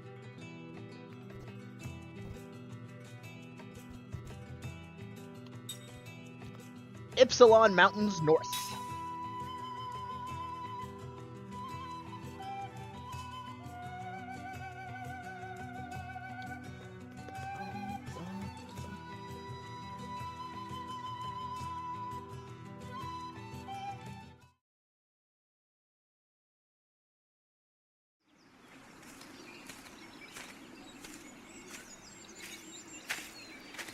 Easy, Buck. I just gotta follow him. This is like a death march. Hey, we gotta get through that. There's no road. Pull yourself together. If this is all it takes to wear you out, we're in trouble. Yeah, well, I don't wear out in bed. Once we get through here, there's the Ypsilon Range. Those mountains are steep and rugged. The weather is unpredictable. And since the ground is unstable, we have to be on the lookout for rock slides, too. Of course, I expect to see you take a tumble into the canyon before we see any rocks doing it. Yeah, funny. You know, Lord Gungora was saying you have a problem with your memory, right? I mean, you sure know these mountains well enough. And of course, you know you shave your legs every day and you pluck your eyebrows. And you owe me money, so I'm confused. You sure you really don't remember? My body remembers. What? There was a time when I used to rush through here. I was a pirate, and supposedly I also went through these mountains. But I just don't know what the truth is. I don't have any answers. Huh. Well, what about you? Did anyone tell you what you once were? No. Nothing? Nothing. Well, since you're so upbeat and happy, I doubt if anyone will remember you. That's fine with me. Oh? My body also remembers. How so? Just that it was painful. If I happen to remember, and my past didn't amount to much, then I think it's probably better to have never remembered. Oh yeah, that's smart. Kaim, there's no need to rush it. Your memories will come back gradually. And they're not all bad. What? No breaks? You just had one. Yeah, how about some water? A little fruit? How about a foot massage? My feet don't stink. Kaim, you up for that? Hello? God damn it, Jansen.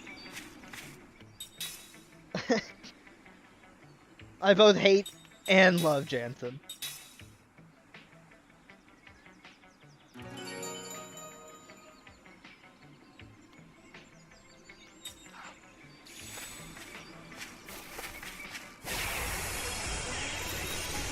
Haven't gotten this in a while. Hour and a half stream in the first battle of the night. Oh, look at him! Hey look, the enemy's got a little formation going. And a formation, the front row provides a defensive wall for the back row. So any damage inflicted on the enemies in the back row is reduced.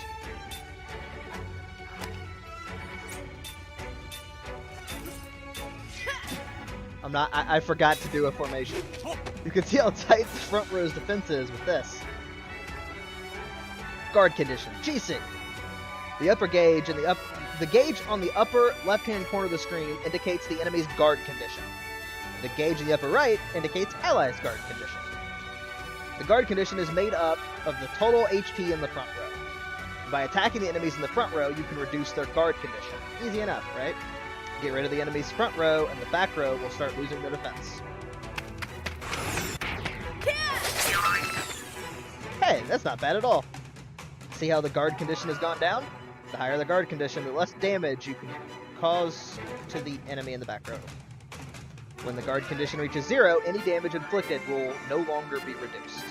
I'll be in the back, so guard me well, alright?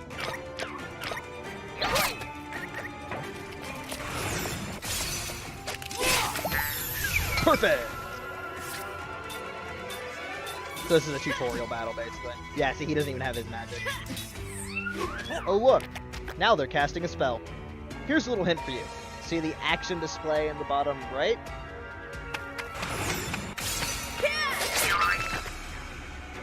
Well, you punched out the guy who was trying to cast a spell, right? That extended the amount of time he needs to pull the spell off. It's called casting interference. If you manage to cause enough interference, you can even keep the spell from popping off until the next turn. Well, enough talk.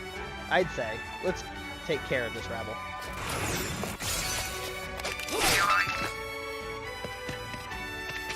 You don't have a ring! I need to get you one. That wasn't very fun. Perfect, 3. Achievement get! View the spell tutorial. And this is where the tutorials come in. Spells can be bought in stores or learned by raising your level. Merely acquiring a skill does not mean you can cast it.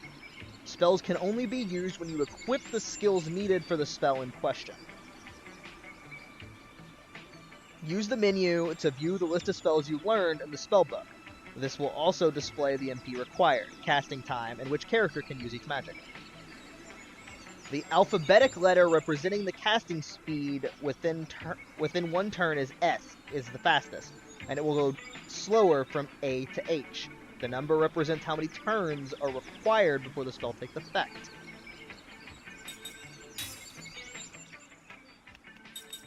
Spellbook. White magic. No way. Okay.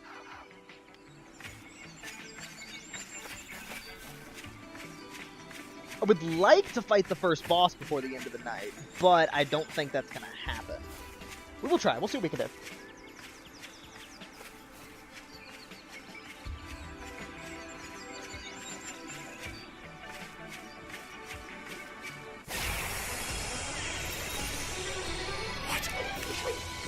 Okay. Birds! Okay, he still doesn't have... Oh, wait.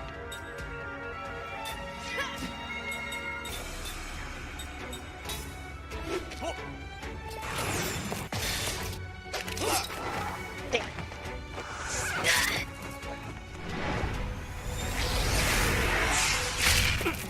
Owie. Failed to steal! Failed to steal! Owie.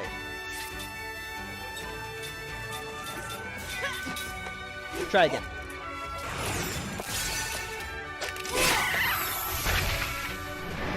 Rapid descent. Oh my god. I don't remember how important stealing is in this game.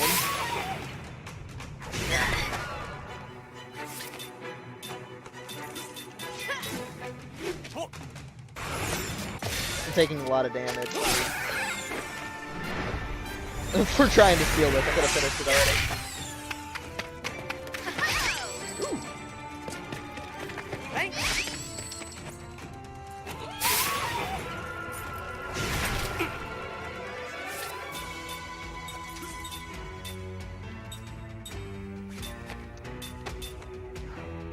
Let's check out Flare. Let's use some magic. Okay. 100 HP yield, that is good. The bird is down. That does a lot of damage. I am the greatest! Level up! Skill. Kine learned Steel. Kine learned Fractal Analysis. Seth learned level 1 White Magic. Seth learned Steel. Jansen learned level 2 Black Magic. This game has a lot of memory, or a lot of, there we go.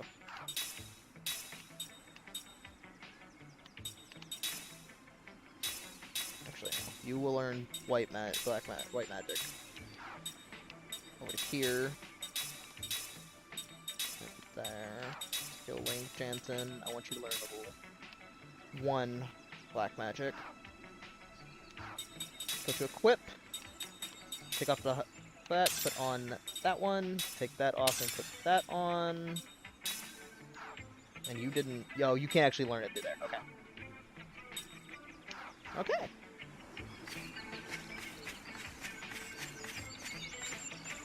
Okay. Ooh, I obtained ground. So they just said you could find spells. Oh, we just found one. I should actually heal as well. There we go. I don't remember how fast MP regens, or if it regens outside of combat or not.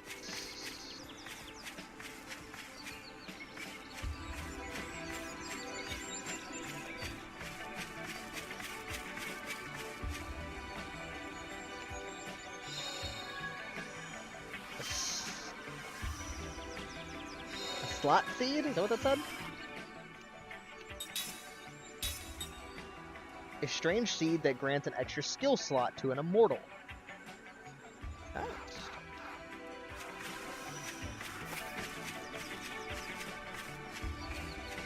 Treasure! I want to welcome everyone who's in the stream. I appreciate all of your support, and I hope that you all are having a wonderful day. Knight's Code. What do you do?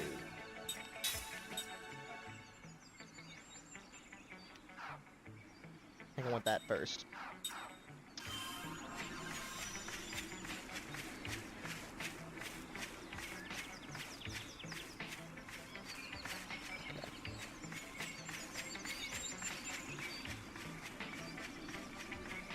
To the next area. We might fight the first boss, actually. I remember the first boss, but I don't remember the first boss. If that makes any sense. You better say your prayers.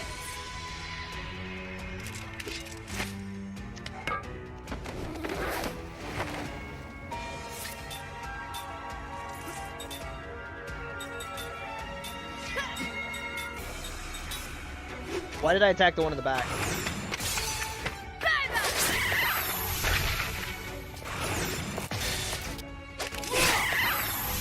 Oh, I guess it doesn't really matter now. Smack it with that staff, Jansen.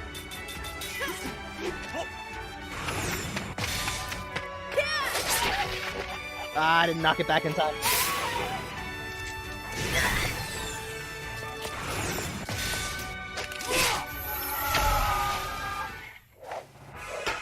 What a waste of time. Nice. Okay. Yep. Stuck on the tree. Stuck on the rock. Wait. Wait. There was an A button that popped up on the screen. I saw it. Okay, so we'll have to make sure we get a hold of that. Oh god, there's 4 of them.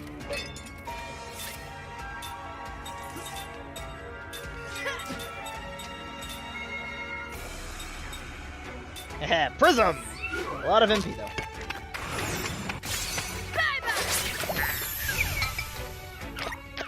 Oh, Prism takes a while.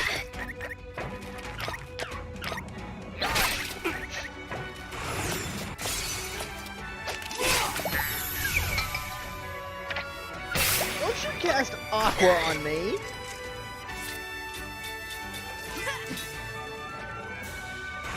They're gonna be dead before he gets Prism off.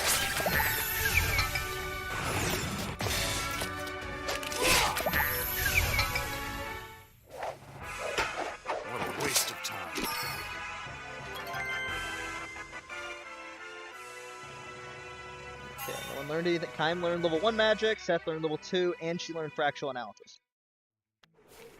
Okay. Skills, Kime. I'd like you to put on level 1 white magic. Seth, I would like you to put on level 1 white magic. And then learn level 2 from Jansen. I would also like you to learn level 1 from Jansen. And we're good. Equip. You learned Hawkeye, so I can give you that. You can't learn anything from any of those, so I'll give you, it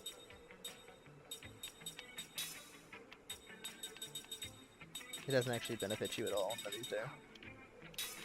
Can I, how do I, there we go. Because you really don't need that on there. Aha! Can I do it again? Okay.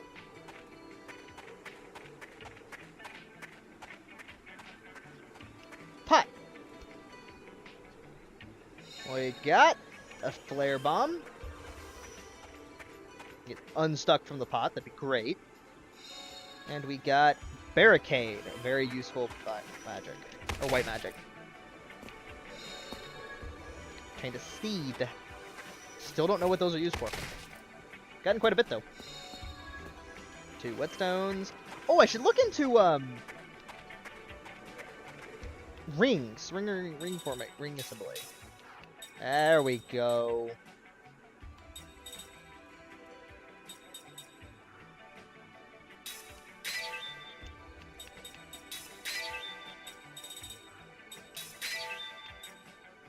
I need Guardian Ore.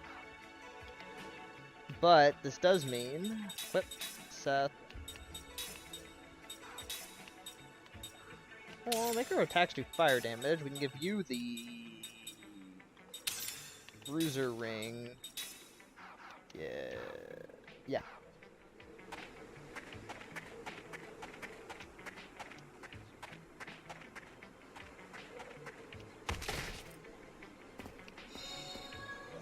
Another seed. The battles, like the random battles, always startle the hell out of me in this game.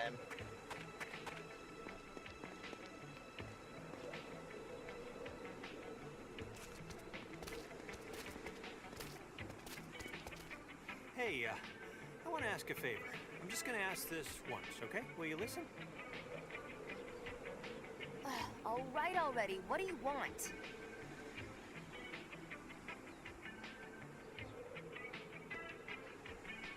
Whining. Okay. Is that all you can say? Can't we just rest in that hut over there? All you do is complain, complain, complain. I'm not like you two. I'm a normal human being. What should we do? All right. Let's rest. We just got here! Thank you. God damn it, Jansen.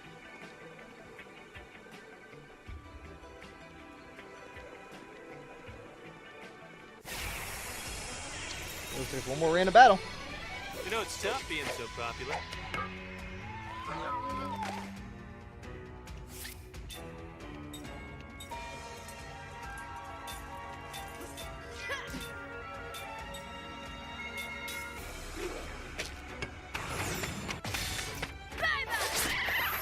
Damage up.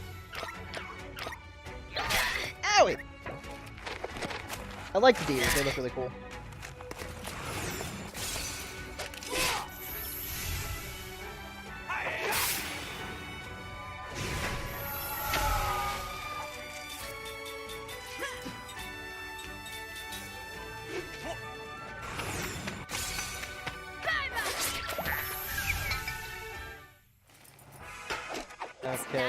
Okay.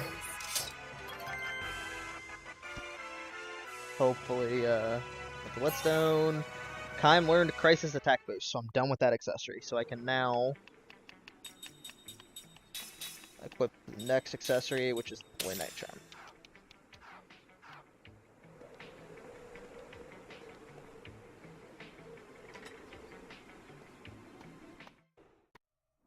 Ooh. A pot. A seed.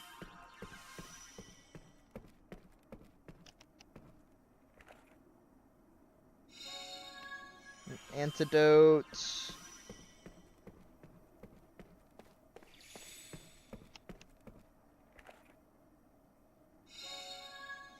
A power drink.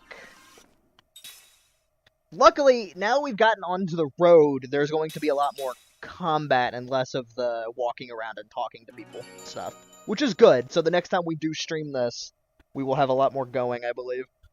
Like, there's a big trek before the next big city run, if I remember correctly. The road to the peak lies beyond this door, I guess. It's getting late, though. How about we call it a night?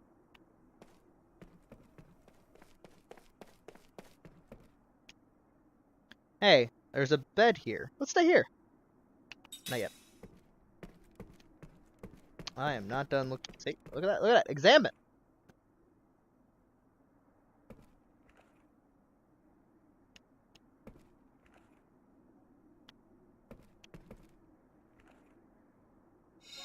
And shield. I would have missed that. We check the bookcase. We read. Oh my god, floating book! No. We finally reached the mountain hut. Everyone is worn out. I can barely keep my eyes open long enough to leave these few words. We're going to stay in this hut for a while. A giant monster is inhabiting the Epsilon has appeared. We only glimpsed its shadow near the peak. but it wasn't enough to make us think twice about going on. I've got a light fever, probably from the rain during the climb. The weather changes so fast up here. I still have my appetite, and I taken some medicine too. I should be fine after I'm resting. The keeper of these mountains is still on the prowl near the summit.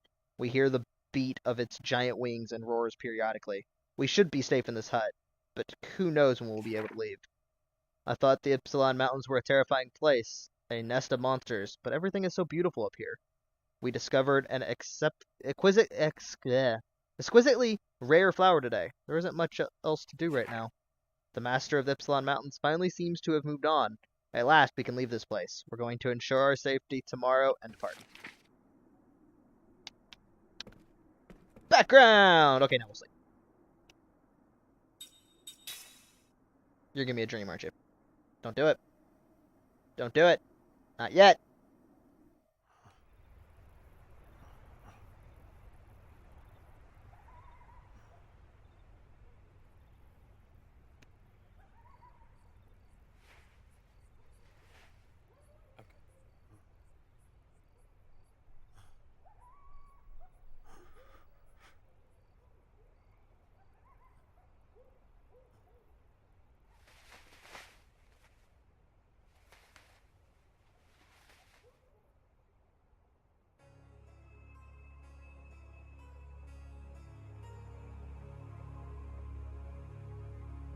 Listen, if either Kime or Seth seem like they're starting to regain even a fragment of their memories, use this.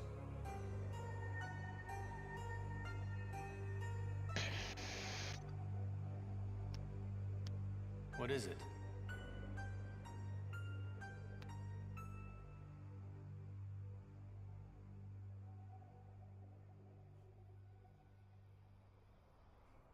Oh, hi. I couldn't sleep. I'm usually exercising, sparring with people, and I work out a lot before. Was that all? Was what all? About what? You know what I mean. Yeah. Well, no, I don't know what you mean. What do you mean?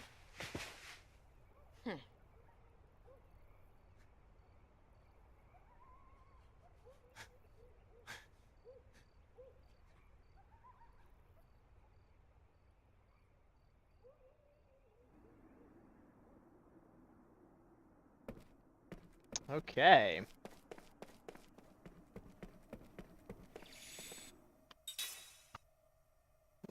Lon, save here. You're getting close to the time where I'm going to call the stream, but I kind of want to move just a little bit forward. And see if this would be a good place to stop, story-wise. But wait.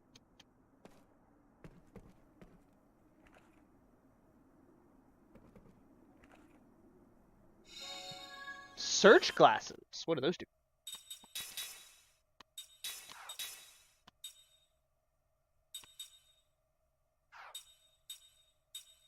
I'm actually going to give those to you because I'm pretty sure you can have the skill. Yeah. Even though you can't permanently learn it.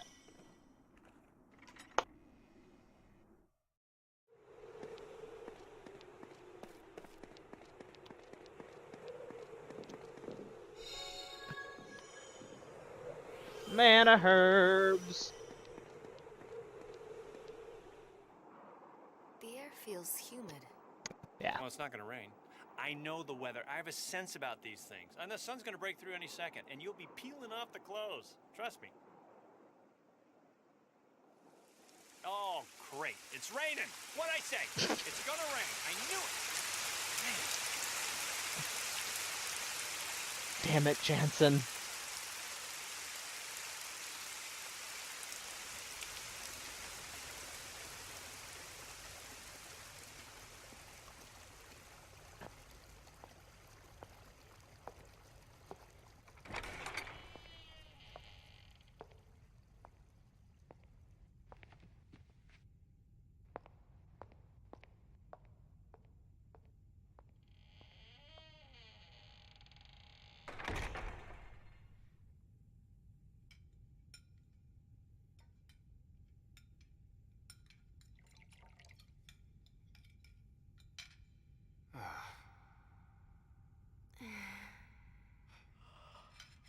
You're dismissed.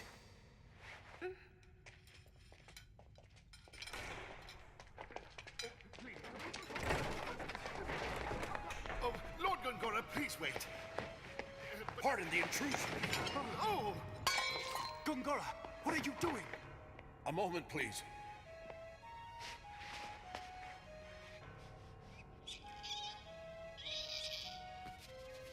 What is going on, Gongora? Answer me! The council has placed you under house arrest. Behold.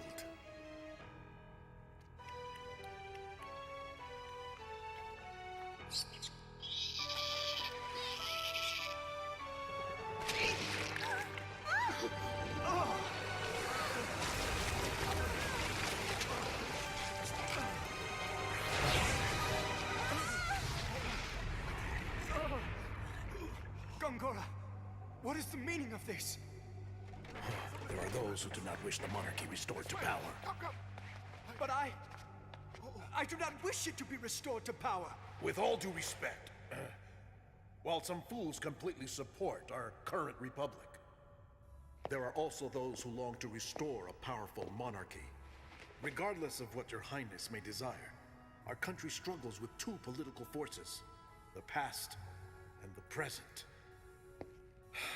You must be aware of this.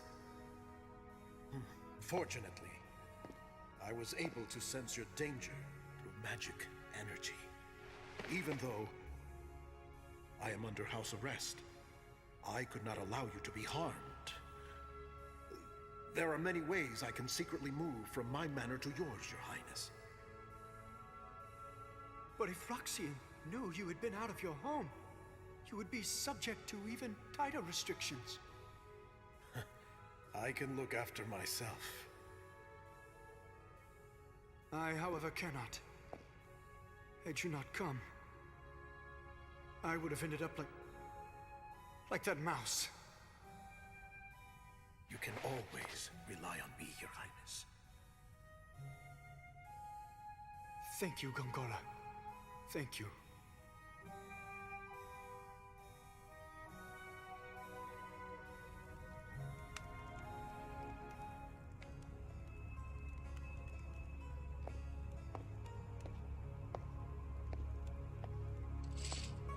Well done. We'll have to push him harder. I'll be in touch when the time comes. They make it very clear who's a bad guy in this series.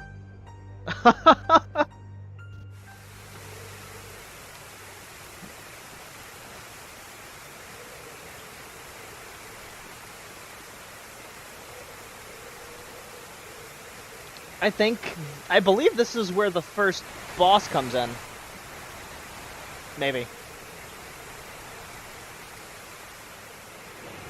Oh no. Kime recalls a memory that was locked deep within his heart. A dream has been revealed. Here we go.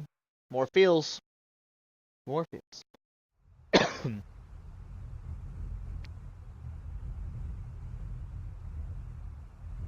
The upstreamers.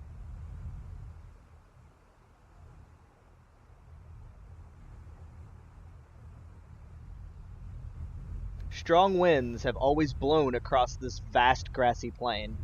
Perhaps the area's topography has something to do with it, but the direction of the winds remains constant, irrespective of time or season. From east to west, from the horizon where the sun rises to the horizon where the sun sets. Swept by the unceasing winds, the misshapen trunks and branches of shrubs all incline to the west. Tall grasses do not grow here, and the grasses that do lie flat on the ground, bending westward. Caravans and herding folk traverse the single road that crosses the plain. They do not come and go, they only go, moving from east to west, using the wind at their backs to gain distance. Travelers heading west to east usually use the Circassius route that snakes around the southern mountain. It's much faster that way, but It's much further that way, but much faster than crossing the plain head-on into the wind. The road across the plain is called the wind stream. Just as the flow of the great river never changes direction, the footsteps of those who use the road have not changed direction since the distant past, nor are they likely to change far in the distant future from east to west. Human shapes that appear from the horizon where the sun rises disappear over the horizon where the sun sets. They never pass oncoming travelers, with only the rarest exceptions.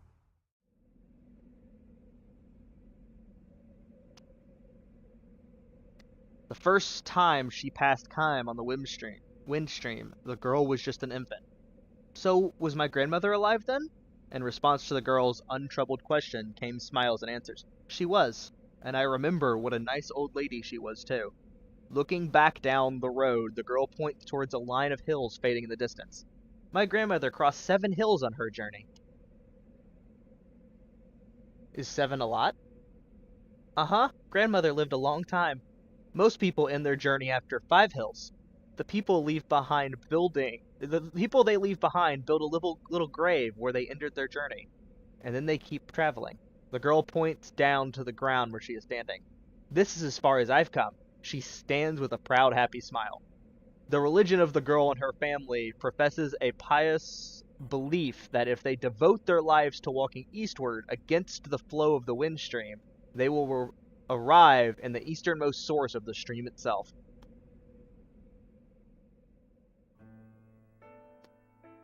People call believers in that religion the upstreamers. The world carries a hint of fear and sadness, but also a trace of contempt and scorn. The upstreamers are devoid of worldly desires. They live their life with no greater purpose than to travel eastward on foot. They are free of doubt. They give birth to children en route, and then they continue their journey while raising their children. When they age and their strength gives out, their journey ends. But the family's journey continues. From child to grandchild to great-grandchild, their belief is carried on. The journey of this girl's family was begun by her late grandmother, who began walking the wind stream's western verge with her son, who was then the age the girl is now. The upstreamers do not walk for the entire year, of course. During the season when the winds are especially strong, from late autumn to early spring, they take up residence in various post towns scattered along the road and earn day wages by performing tasks that the townsfolk themselves refuse to do. Some upstreamers choose to stay in the towns, while others conversely take townspeople with them when they return to the road in the spring. These people with whom they've fallen in love during the long winter, or boys who dreamed of travel, or grown-ups who have tired of town's life.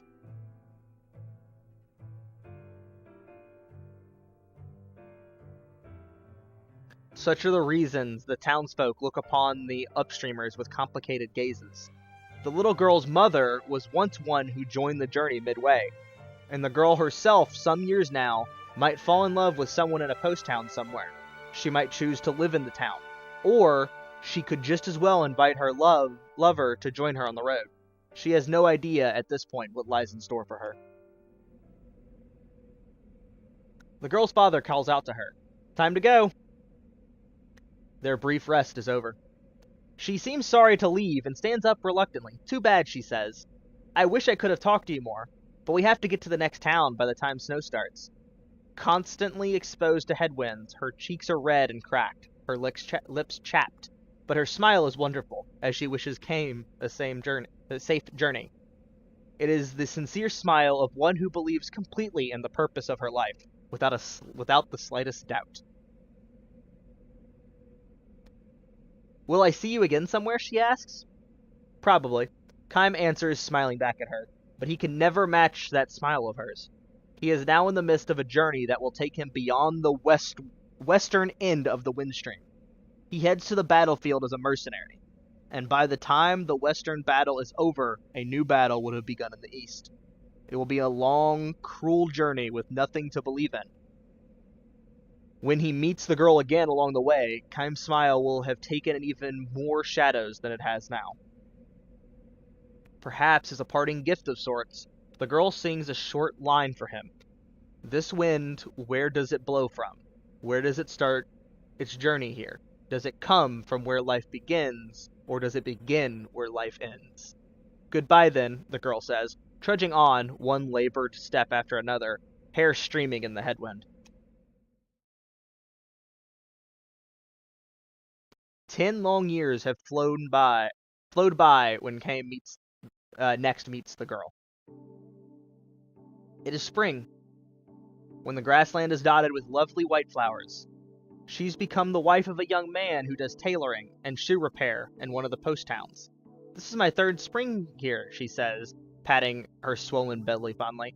In a few days she will give birth to a child. She will become a mother. And your parents, Keim asks? She shrugs and glances eastward. They are continuing their journey. I'm the only one who stayed on here. Keim does not ask why she has done this. Continuing the journey is one way to live, and staying in town is another. Neither can be judged to be more correct than the other. The only answer for the girl can see in her smiling face. But never mind about me, she says, looking at him suspiciously. You haven't changed one bit from the time we met so long ago. For the 1,000-year-old Keim, 10 years is nothing but a change in the season. Some lives are like that, he says, straining to smile. Some people in this world can never grow old, no matter how long they live. He looks right at the girl, now grown into a woman, and wonders again. Living through endless ages of time, is it a blessing or a curse? Keim's remark hardly counts as an explanation, but the girl nods with a look of apparent understanding. If that's the case, she says, you should be the one who goes to the place where the wind begins. You'd be the perfect upstreamer. She could be right, after all. The lifespan given to humans is far too short for anyone to travel against the wind stream as far as the starting point of the world. Still, Keim responds with a few slow shakes of his head.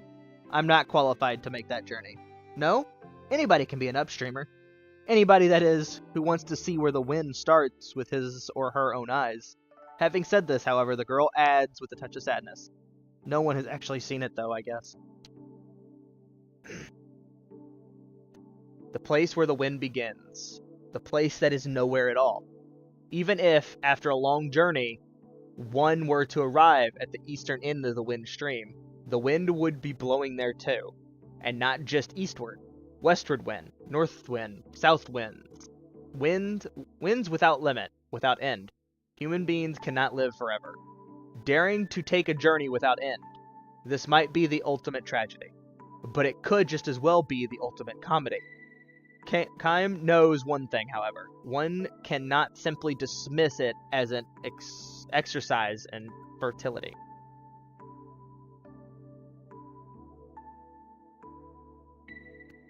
How about you? He asks the girl. Aren't you going to continue your journey soon? She thinks about this for a space of a breath and caresses her swollen belly. She cocks her head and says, I wonder. I might want to go on living the way I am now forever. Or then again, I might feel that desire to reach the starting point of the wind. All the upstreamers, without exception, say that you can never know what might trigger a return to the journey.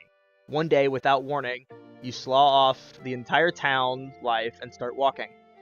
It's not always a matter of running into an upstreamer and being lured back into the road. Plenty of people have set out on their own all of a sudden. The teachings of the upstreamers say that all human beings harbor a desire for endless travel.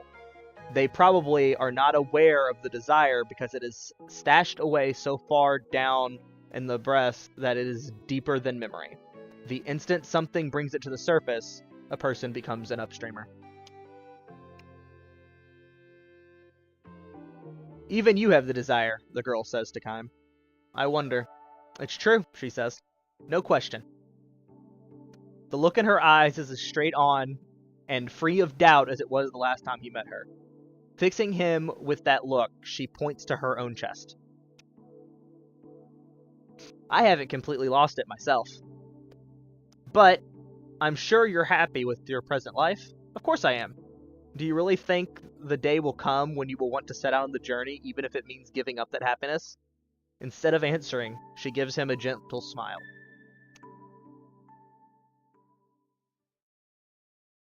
Many years flow by, but every now and then, something reminds Kaim of the girl's words, that everyone harbors the desire for endless travel. For Kaim, living itself is a journey without end. In the course of his journey, he has witnessed countless deaths. He has also witnessed countless births. Human life is all too short, too weak and fleeting. And yet, the more he dwells upon his evanescence, the more he feels incomplicably that words such as eternal and perpetual apply more properly to life, finite as it is, than to anyone else. I cannot talk tonight, and I apologize. Traveling down the wind stream for the first time in many years, Kaim spies the funeral of an upstreamer. A young boy in morning dress stands by the road, holding out wildflowers to passing travelers and urging them to offer up a flower to a noble soul who has made a long journey this far. Kaim takes the flower and asks the boy, "Is it a member of your family?" "Uh-huh, my grandmother." Grandma. The boy nods, his face the image of one Kaim knew so long ago. The old woman lying in the coffin must be the girl. Kaim is sure of it. Grandma traveled a long, long time. She brought my daddy with her when he was just a little boy. See that hill over there? She started walking from way, way beyond it, and she got all the way here. So the girl must have set out on her journey after all.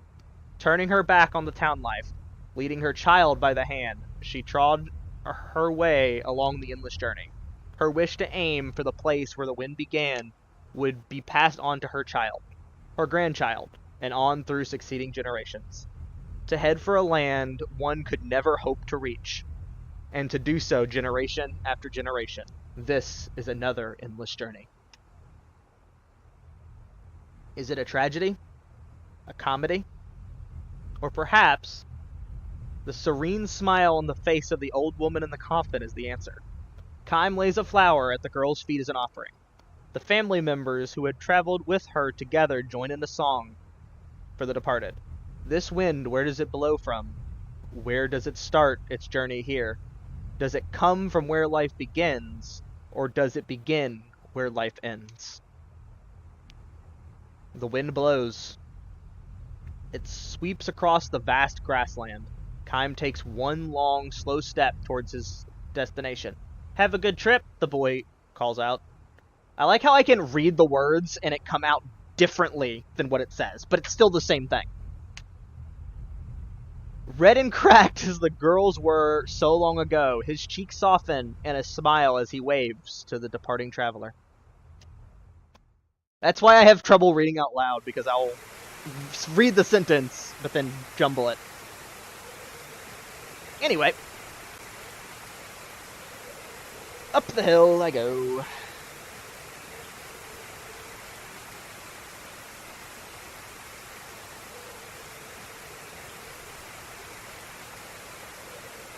This is some strong wind and rain.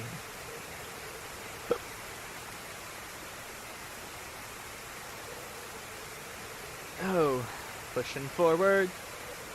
Can barely see what's in front of me.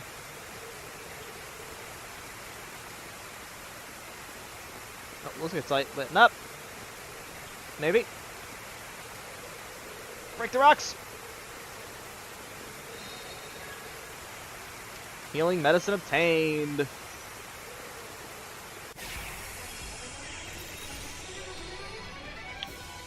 Out of my way. Love the music in this game. Ooh, plants!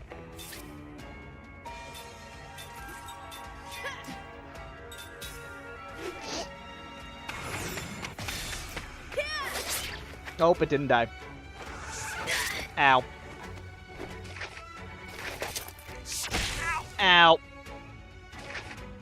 Just waddling their way up to me to smack me. I'm hoping to come across the boss here soon, which is my goal. And then, yeah, I'm definitely down. How long do you think you have before you pass out? Perfect!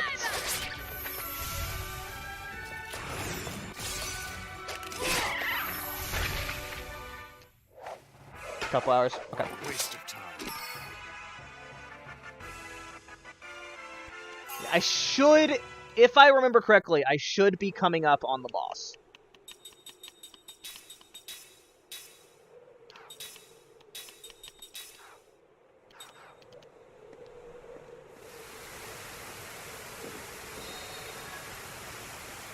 I believe. God damn it. Random battles! It always startles me. Every time, because it's just BAM!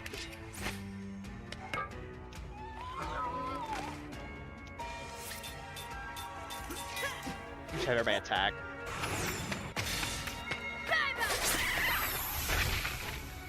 Oh god, whoops. I still killed it. You do it, Jansen! Smack it with that stick!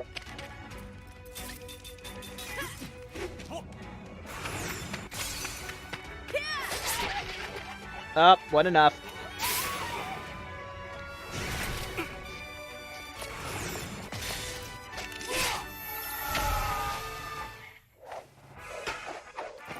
I haven't even been able to get into the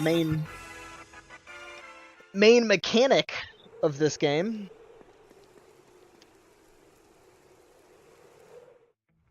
Of this game's combat, at least. Oh yeah, this is the boss right up here. The thing is I think it fights me before I can reach that save point.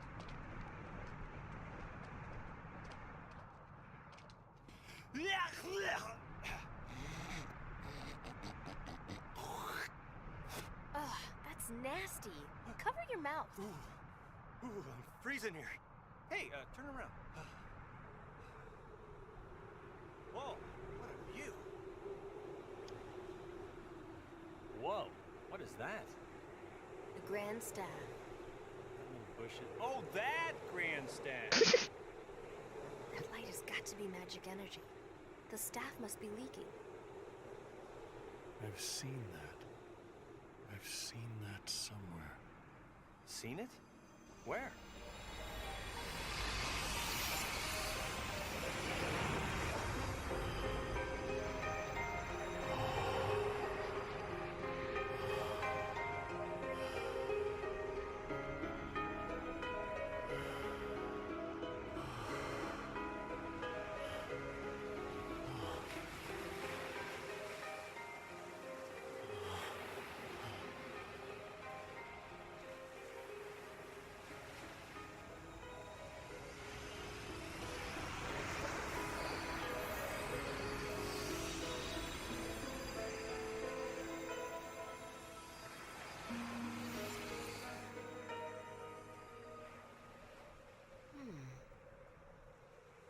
Don't remember. Ooh, deja vu. Or maybe your memory's coming back. No. Maybe what you've forgotten you're remembering. What? Well, excuse me for helping. You are such a pain. Okay, fine. Look at the view. I'm gonna go ahead and fix everything. You just talk amongst yourselves. You've really seen this before? What do you mean by that? Just what I said. Do you feel like you've seen this before? What's with you? Just trying to be a friend. Don't look at me like that again. But I thought you... Forget it. Hey. All right, come on, you two. I thought we were in a rush. Bird! What the heck is that? That's not a bird. Boss time! Oh god, there's a steel mechanic. I just remembered. Again. That's a griffin. Luckily, everyone has steel.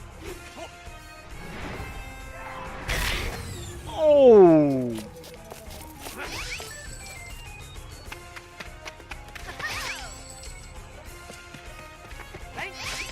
Oh no.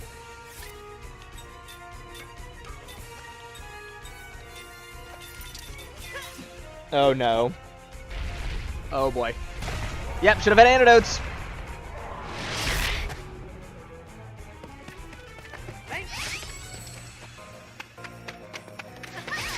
Oh my god.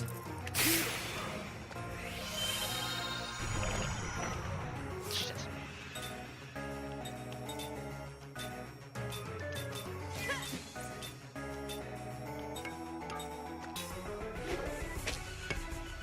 Okay. Come on.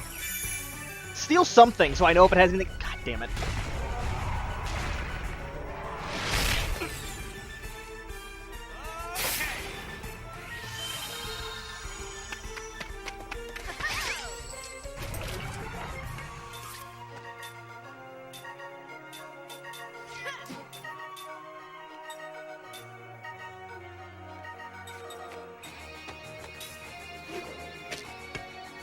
Okay. Okay, it's gonna be tough. I gotta steal. Come on. Oh god, Jansen!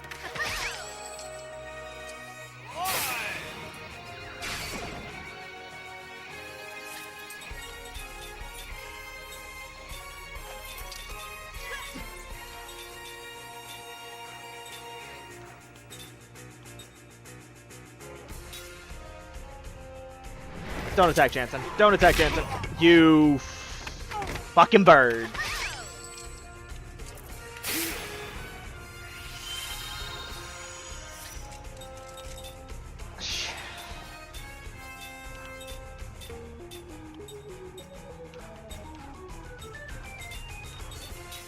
You fucking piece of shit.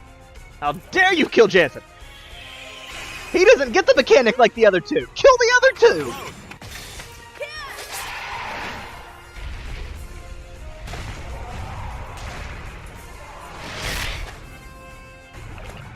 Okay.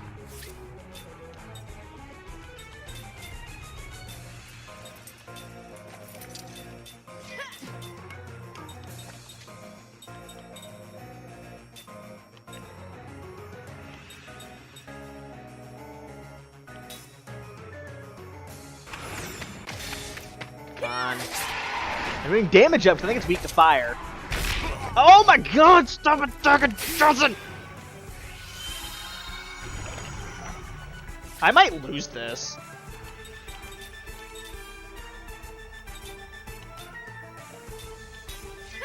Oh yeah, no, this is bad. Okay. Yeah, Jansen, get your ass back up. Attack the other two. I'm okay with you killing them. Stop attacking Jansen.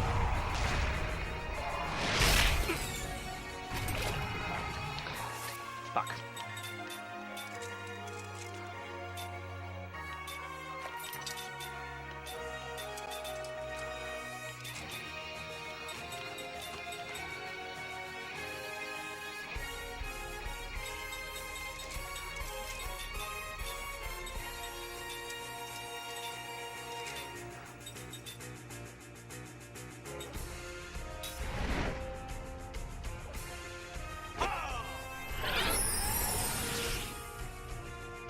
Okay. It does so much damage. Oh.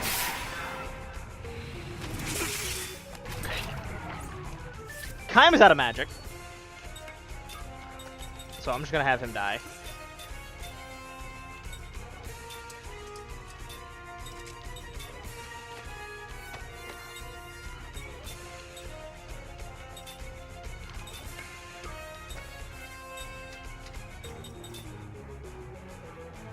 Element is wind.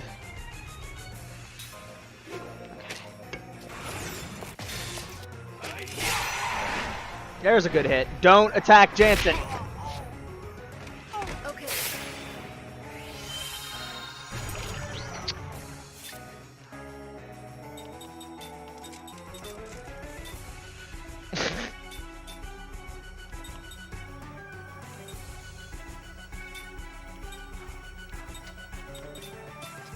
Son of a bitch.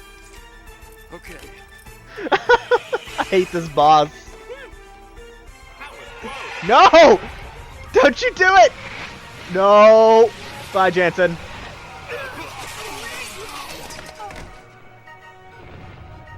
Oh!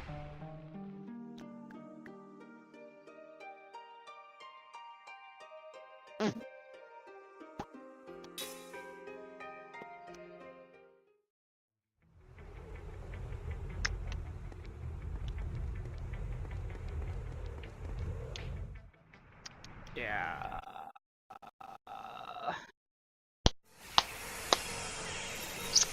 New strategy. Getting old real quick. Yeah, bet it is. Shit. Well, first party wipe. Didn't even get to show the mechanic. You attack. You steal. You white magic shield on yourself so you don't die.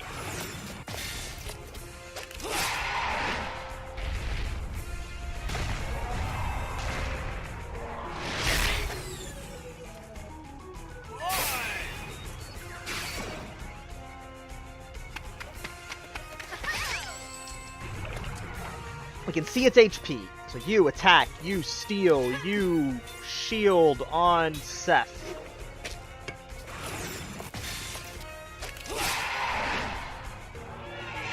Why already?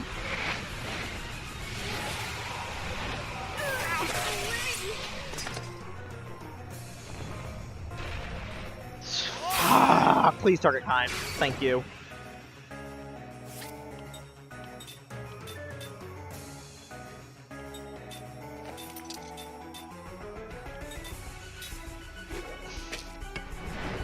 Attack.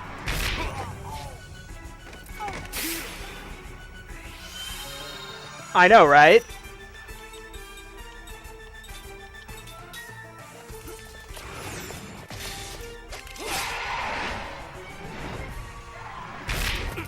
Ow.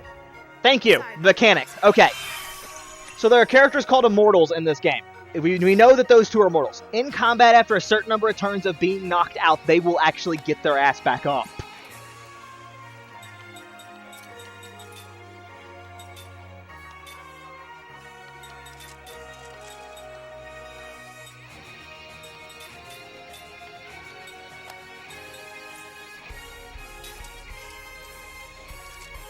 Okay. It's such an interesting mechanic. Now watch. Jansen's gonna die again. Right away. He's gonna use downburst and everyone's dead. I'm sorry. Everyone's dead. Okay. What the fuck?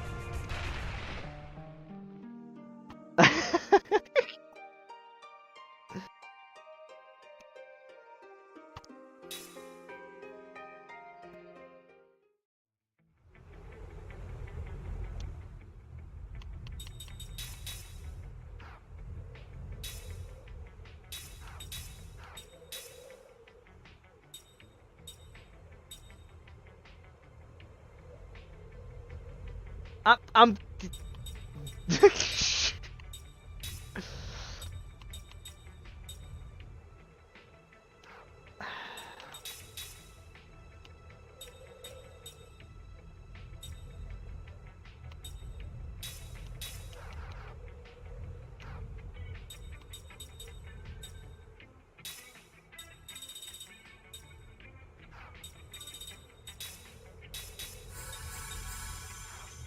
okay.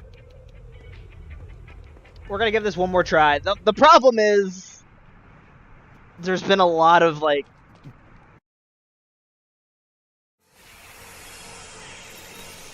dialogue that's gone on. I'd have to skip it all for next stream and just jump back up here like fuck. This boss game is every time I played this game, this boss gave me trouble.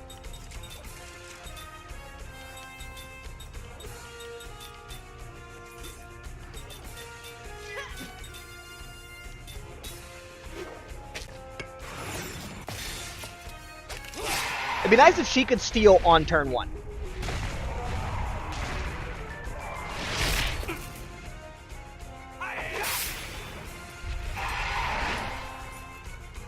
Come on, get it. Oh, yes! Okay, okay, okay.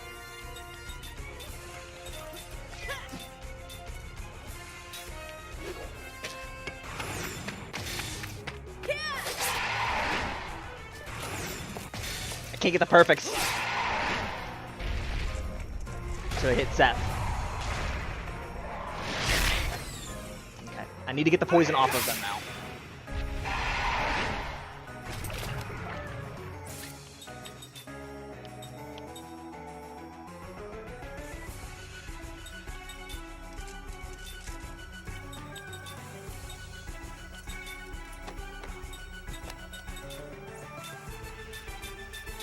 I will use items on this boss. Fuck it. Okay.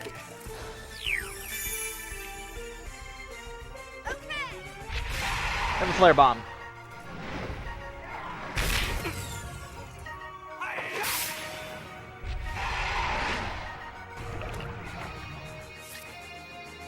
What's HP at? Flare bomb. Have a flare bomb. Have a flare. Okay.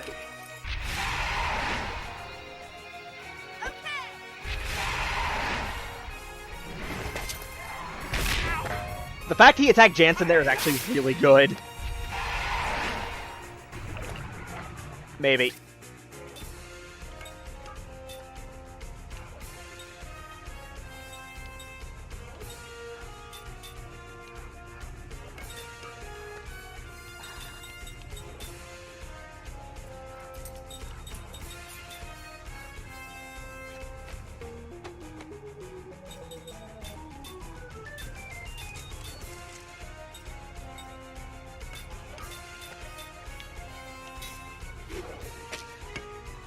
Okay. I'm afraid of downstream coming, because if downstream comes, I'm pretty sure we're wiped.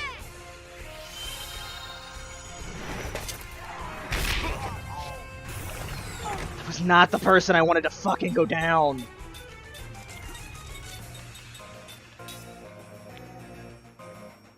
That did nothing.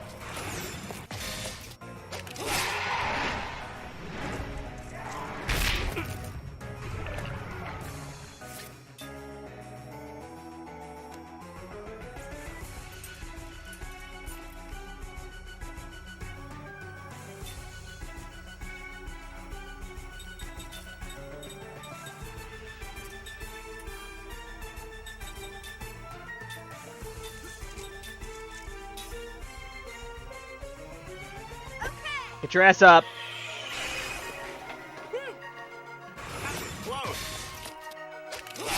Oh no! Okay, okay.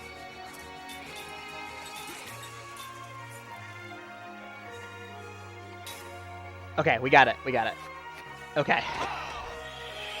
I'm not sure if you don't get experience if you're dead. I don't want to take the chance. There we go. I told you it wasn't going to take much longer.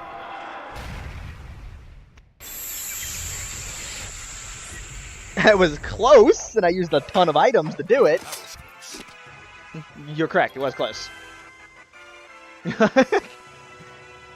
But we get 10 SP, which I don't think we're learning. Oh, Kyan learned Black Magic 2, he learned Crisis Defense 2, Seth learned Standby, and Jensen learned Fractal Analysis. Good, good, good, good, good, good, good. Whew.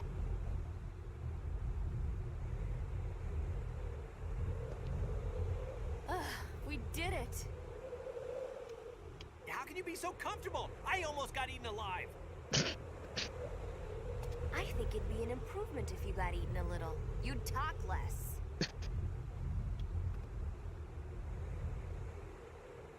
Hurry up. I thought we were in a hurry. I love Jansen, though. He ends up being a really good character in the later, if I remember correctly. He's not my favorite. Okay. A bit. I do want to thank everybody for coming out. I will probably bring another this stream back for this game Monday, because I'm getting back into it again. Tomorrow, Final Fantasy XII should be coming back. There may be some random streams on Saturday. I'm not sure if it is maybe like League or maybe some Dead by Daylight, depending, because my usual Saturday event is canceled for the week. And then Pokemon is back on Sunday for the Pokemon randomized Nuzlocke Challenge of Platinum. I want to thank everybody for coming. If you're coming in late and you did miss anything, this stream will be uploaded to my YouTube channel, youtube.com/Zagahotzu, if you do want to try to catch up on any of the story that's missed. But thank everybody for coming. Till next time.